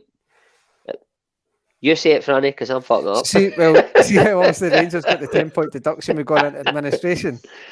Yeah. That essentially put us beyond that. So if you gave them the 10 points back, we were still winning the league. There we go. That's not difficult. You don't like excuses. We've done it the right way. That's it. Takes that out of the picture. But listen, that was it. We'd won the league. We came up short in the 2 cups, much to my fucking dismay. But we got our first league title in 4 years. Nobody had gave us a chance, sort of October time. But just to round up, finally, our individual awards for that season. So we had our top goal scorer was none other than who else? Gary Hooper. 29 goals in all competitions. Our player of the year, Stephen, Charlie Mulgrew. Yeah. And our young player of the year, who is now a legend, Forrest. James Forrest. Yep. I'll just come to you both. One each. I'll come to you first, Franny. And I was going to get you to actually talk about Gary Hooper, but I'll get you to talk about Charlie Mulgrew now. Just his time at Celtic and what you thought of him as a player overall. I think I sort of appreciated Mulgrew more when he left. It was one of them, no denying he was a good player. I had won trophies and all that, and was key in a lot of for underlining. But I think I appreciated more Mulgrew once he left. I didn't think it was one of the ones where I was never really a massive fan, but I think it was down to didn't he have a fancy name? I think it was one of the ones. But you're a bit like that. Aye, 100% like that. It's not the fancy name. So it was like I was just look at Taylor. I was giving everybody with the fancy name a chance before Taylor. It's one of them. I'm that guy. I'm your football manager guy. I buy guys with fancy names. Killarinho. Aye. Anybody, I'll buy if he's got a fancy name, I'm playing him first. Remember, by the way, sorry to cut in, just when Stephen's saying Taylor, remember when BBC done it was before we were playing the UEFA Cup final, and it was like the advert for the game coming up, and it was showing you like the tops, and they had like Lamberto, Lenino and all that, and it was like because they were like European style because of the European final. I always remember it. But I carry on, Fry. Mulgrew was just one of them that I appreciate more once he left, and you realise this guy was actually a really good player. I mean, he's still kind of doing it now and stuff. I mean, you just but 36, 37 and that, he must be a fair age now. So he's top player and good looking as well. Aye, and he's got some. Gary Hooper's actually playing for Neil Lennon's old Cyprus team. He scored 2 goals the other week. Aye, yes, aye. But he's got some decent banter as well, Franny. I agree. It was a bit of it was our utility player at the time. We've got far more utility players now, But remember us didn't sign utility players. I knew you were going to say that. What's this? What's this? Remember, we had a thing in the group chat, and Franny had said something about, what was it you'd said? Something about, I don't think I used the word utility, but I think I said like Ange, guys that can play in a few multiple positions, essentially. Aye, and I was like, nah, he's just bringing in guys that are. I said he's not going to bring guys in that he's not just going to sign somebody because he can play in a couple of positions. He's got to sign a player that can be good in one position. And then all of a sudden, Ange was going, I'm just only got to sign him who can play like 95 positions. I was like, Homer into the hedge. But anyway, moving on, because that's awkward. Stephen, just you talk about your thoughts on Gary Hooper and his time at Celtic. By the way, seen for your day. Long ago. Love to be talking about this, but Ken, I know. You wouldn't. It'd be just arousal for Willie right now. Gary Hooper was. I mean, I always remember the whole. Remember the championship? He was the scum for. Andy Carroll was at Newcastle. Mm-hmm. Gary Hooper outscored Andy Carroll, but somehow Andy Carroll left Newcastle for 30 million quid. Baffling, absolutely baffling. Always thought he was the better of the two strikers. Always thought Gary Hooper should get a chance for England. Never happened, and obviously. Andy Carroll did get in the squad on multiple occasions, but coming away from that, he was a born poacher, absolute animal in the 6-yard box. And remember that goal where he left Davy Weir for dead, literally outstripped him 6 yards in front of him, pace-wise, and left him just, I don't know, trying to run back after him. But he was just, the way he went about his time at Celtic, and although people say he left on a bad note, obviously wanting to move on to new things, and I kind of try and put that away from my mind, because I know what happens there. You see money signed sometimes as a player, and you want to go for that, and it doesn't work out. And he's had a lot of issues now in his career in terms of going to Cyprus clubs to try and find game time and different places. And I'm sure if he could change back the clock, he wouldn't leave Celtic. That's the hypothetical instance of that. But he was a goal scorer, a poacher. He could head the ball, he could strike the ball with both feet. Every time he played, you were thinking he was going to score. And the fact he wore 88 in the back of his shirt, it was just something different, something you don't really see from footballers, though. Wanyama wore 67 and stuff like that. But Hooper, for me, was, I mean, Gary Melrose. Hooper was phenomenal. A goal scorer machine. Couldn't agree more with you, Gary, there. He was just, if you put him in this team, our Kyogo team, and if you put him in this team now with the chances we create, what? Unbelievable. 30 goals plus, easy. I totally agree. He scored in Europe. It wasn't if he did it in the domestic competitions, but he scored everywhere. He scored in European football, domestic cups, league competition. Yeah, he was just, for me, he was just the complete forward. He could hold the ball in. He had a bit of pace about him. He could link up the play. Him and Stokes, I thought, were excellent together. Like as Gary and Stokes, I thought they all linked up really well together.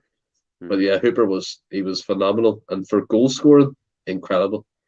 I have to say, I watched the Boys Say Boss. I don't know what the episode was called, but they were talking about it was Dembele and Edward, and I'd actually commented and said that had Dembele been playing for this Celtic team in that European campaign, we wouldn't have finished fourth. No. And I think you could probably say that about Gary Hooper as well. And I also think when we're having the conversation about who's Hooper fell into the age-old trap, but you need to be 100% agree, Kaiser. You're bang on. Brilliant, Kaiser. Brilliant.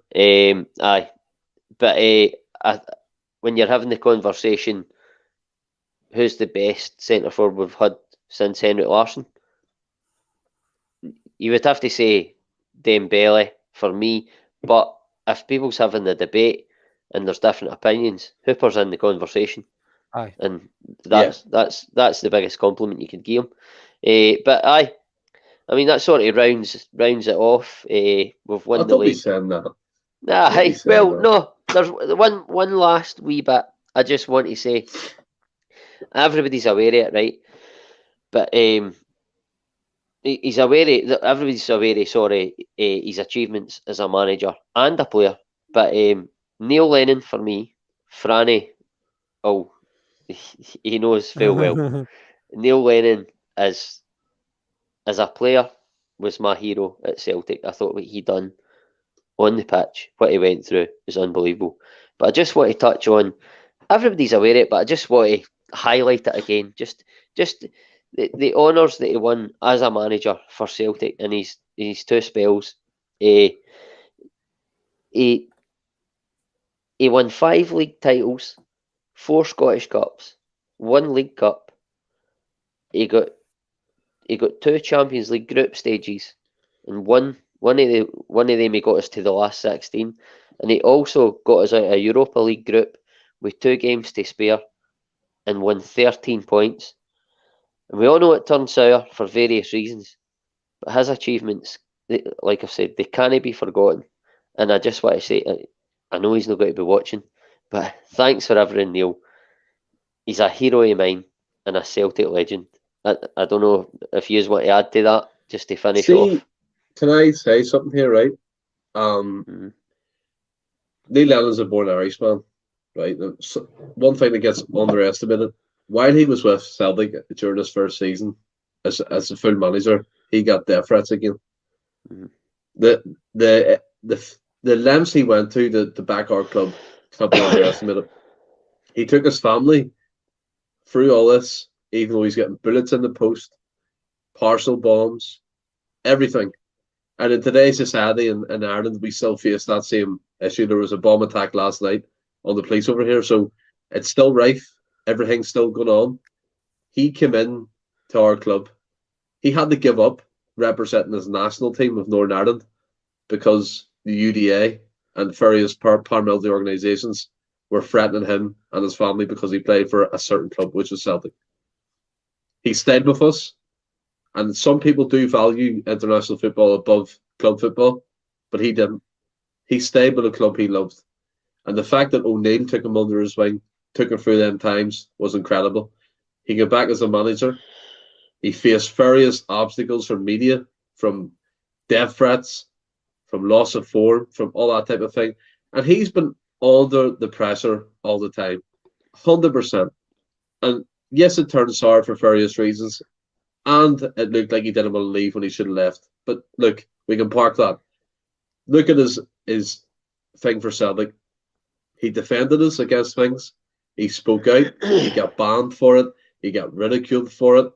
Do you know what I mean? So you have to take all these factors into account. People don't understand the level of paranoia or anxious thing that would go through his mind. Like, he's waking up, lads, to bombs coming through his letterbox because he represents a team. He's waking up to death threats. He actually got told on the night he was meant to represent Northern Ireland's captain, do not come on that pitch or we will shoot you. Right. That is mad, because he represented Celtic Football Club and he's stuck with us. If that was me, I'd probably be like, I'm away, I can't deal with this pressure. I can't deal with that. My family come first. But he stuck through. And by the way, his son's playing football. He was actually representing and the Northern Ireland under 18s. And I hope it's changed. By the way, I really do hope it's changed and he can have a good career for himself. But you have to understand one thing here, fellas. This sectarianism thing is rife. This anti-Irish thing is rife within football, rife within Scottish football. He's had to deal with that throughout his whole career, whether as a footballer or a manager. And maybe it become too much for him in the end that he had to take himself away from it. But he was a fantastic servant for Celtic Football Club. No other man, I don't think, would have stuck through bombs coming through their letterbox to their kids, to their wife. No other man would have stuck that. He done it for us, for the club he loved. He won his 5 league titles. He won his 4 League Cups, was it? Scottish Cups? 1 League Cup. Aye, 4 Scottish, 1 League Cup. Incredible. And whether or not he started his relationship previously, I don't really care about, didn't I? I can look back because I was angry then, and I said things, and I look back on I maybe shouldn't have said it. But the guy was a legend. He'll always be a legend for Celtic Football Club, and he's filled gaps, he's filled voids, he's took us to league titles, he's took us to beating Barcelona in their prime 2-1 on 18% possession. Don't underestimate what this guy done for us. Don't underestimate the stress he felt as a family man, waking up to these things. Don't underestimate the hatred he gets. Don't underestimate the biasm he faces every day of his life for representing one club. And it's absolutely abhorrent and disgusting that it still lives within our society, that because you represent a club who's green, doesn't matter, green or blue, it should be the same level playing field for everybody. It's disgusting that he's faced that adversity throughout his career. But Neil Lennon, for us guys, for us Celtic supporters, will always be a legend of that. Can't say no more. I love the fella. Absolutely superb, Stephen. That's your finest. That's your finest hour. Your finest hour in the podcast. Absolutely outstanding. Franny, you get anything to add to that? I don't suppose so. Neil Lennon's a wanker. Yeah, I mean, like you say, I think we all know about, I mean, the stuff that happened to him and the benefit of hindsight. Like that guy, obviously, when Rodgers left, knew all the stuff he'd had previously with the abuse, the bullets through the post, the sectarian, having to give up his position in the national squad and stuff. But he never thought twice about taking that opportunity, obviously on a temporary basis to start with, taking the job again for a second time. And I think every Celtic fan, you've got to be honest, you've got to trust that guy over more than anybody. If he's willing to risk all that again just to take a temporary role for 3-4 months, I think I can trust the guy, and you've got to kind of give the guy a lot of credit for that, because like you say, it can't be easy to take all that carrying on and stuff. Yeah, with the benefit of hindsight, probably should have stayed on after. It probably should have been temporary and a happy partner of the ways. But then obviously did stay on. He still won a treble after that. And then obviously we had the carry on for the COVID season and stuff. But I think similar to Roger, the fullness of time, I think anybody that still holds maybe any grudges or whatever to Lennon is, I think the fullness of time they'll look back on it and go, look, this guy actually, he fought a corner at the end of the day. If he maybe didn't articulate himself the best at times, but his heart was in the right place, his head wasn't. What he was trying to do was the right thing each time for Celtic. It just maybe never came across right. And it's just, I don't know if you can, why would you still hold any grudges against him? Yes, maybe he was a proud man. He probably did overstay his welcome in that season where he probably should have left earlier, but it wasn't the sole reason things went tits up that season. And it's just like, people hold grudges to affect other folk, and it's kind of affects yourself. So it's, if you're still holding a grudge against Lennon, it's you're holding a grudge against the wrong person, really. It was great for our club, and the season happens, we can't take it back. I think the fullness of time will be like folk that are in that position that maybe hold a wee grudge against them will be like, it was good for us. It was good for us. But you can't ignore that. Another thing, Neil Lennon loved representing Northern Ireland. It came to a head when he joined from Leicester City, the Celtic Football Club. Mm-hmm. And the people, whoever it may be, was he not actually captain? Yeah, he was captain. Threatened to shoot him on the pitch. Right? That is mad. And it irks me sometimes that, like, for example, you should maybe get it off your chest sometimes, Stephen. Yeah, I'm gonna get off the chest, because it hurts me sometimes that people in the media, people who hold high authority in football, pretend to know what that feels like. No one knows, unless you're from this country, how much adversity you face as a certain individual. He's stuck with Celtic after being threatened to be shot. He's stuck with Celtic, parcel bombs through his letterbox, bullets through his post, death threats on a monthly occasion. And the end of 10 season, we all know it went fucking shit, right? And we all said in this podcast we wanted him out. 100% we said it. You can go back and listen to what we said. But wasn't it personal though? It was for the club. Yeah, after you finish that, you park that to one side. You cannot underestimate how much this individual loved Celtic Football Club. And I hope he knows it, 100%. Because I don't like to see him in the press, and I don't like to see these videos of him drinking and being held back and all that stuff, because that's not Lenny that we know. We know Lenny is the guy who fights what he believes in, and that's what he should always stay. And I hope he gets back to that. And I hope he knows he's still valued and respected by us at Celtic and our support fan base, even though there's a minority that would still boo him or tell him not to come to the club, which is totally fucking pathetic in my opinion. The guy's an absolute legend. And he will forever be a legend. You tell me, as an individual Celtic supporter, not remember what he done as a player. Yeah. You tell me, as an individual supporter, you sitting on your seat or you sitting in your house, that you would stick a death threat, you would stick a bomb or bullets coming through your post? No, you wouldn't. You'd run the hell out of there. So stop talking shite. Support the man. He's welcome back at Celtic. He's an absolute legend. Right. Listen, I think that's a perfect way to finish the podcast. I don't know, Stephen, do you want to do any promotions for future episodes or anything like that before we finish up? Well, I mean, what a come down now. I need to relax. I mean, to be fair, well, I think all the viewers know that we're kind of going on a rewind series now because of this World Cup break. Ross, you said at the start, I will be doing a podcast. We will be doing a podcast kind of focusing on the Everton and Sydney games. That's why we didn't touch upon it tonight. We know we played and we got beat and stuff like that, but we'll touch upon that. And then future, we've got the worst 11, the best 11, Anne's Free Brendan, all different stuff to look forward to. William hosting, Anthony hosting, and all us contributing. So it'll be good crack. And as I said, I don't know if it's Beer 52 make me all this hyped up, but yeah, get on to it. Some cracking beers.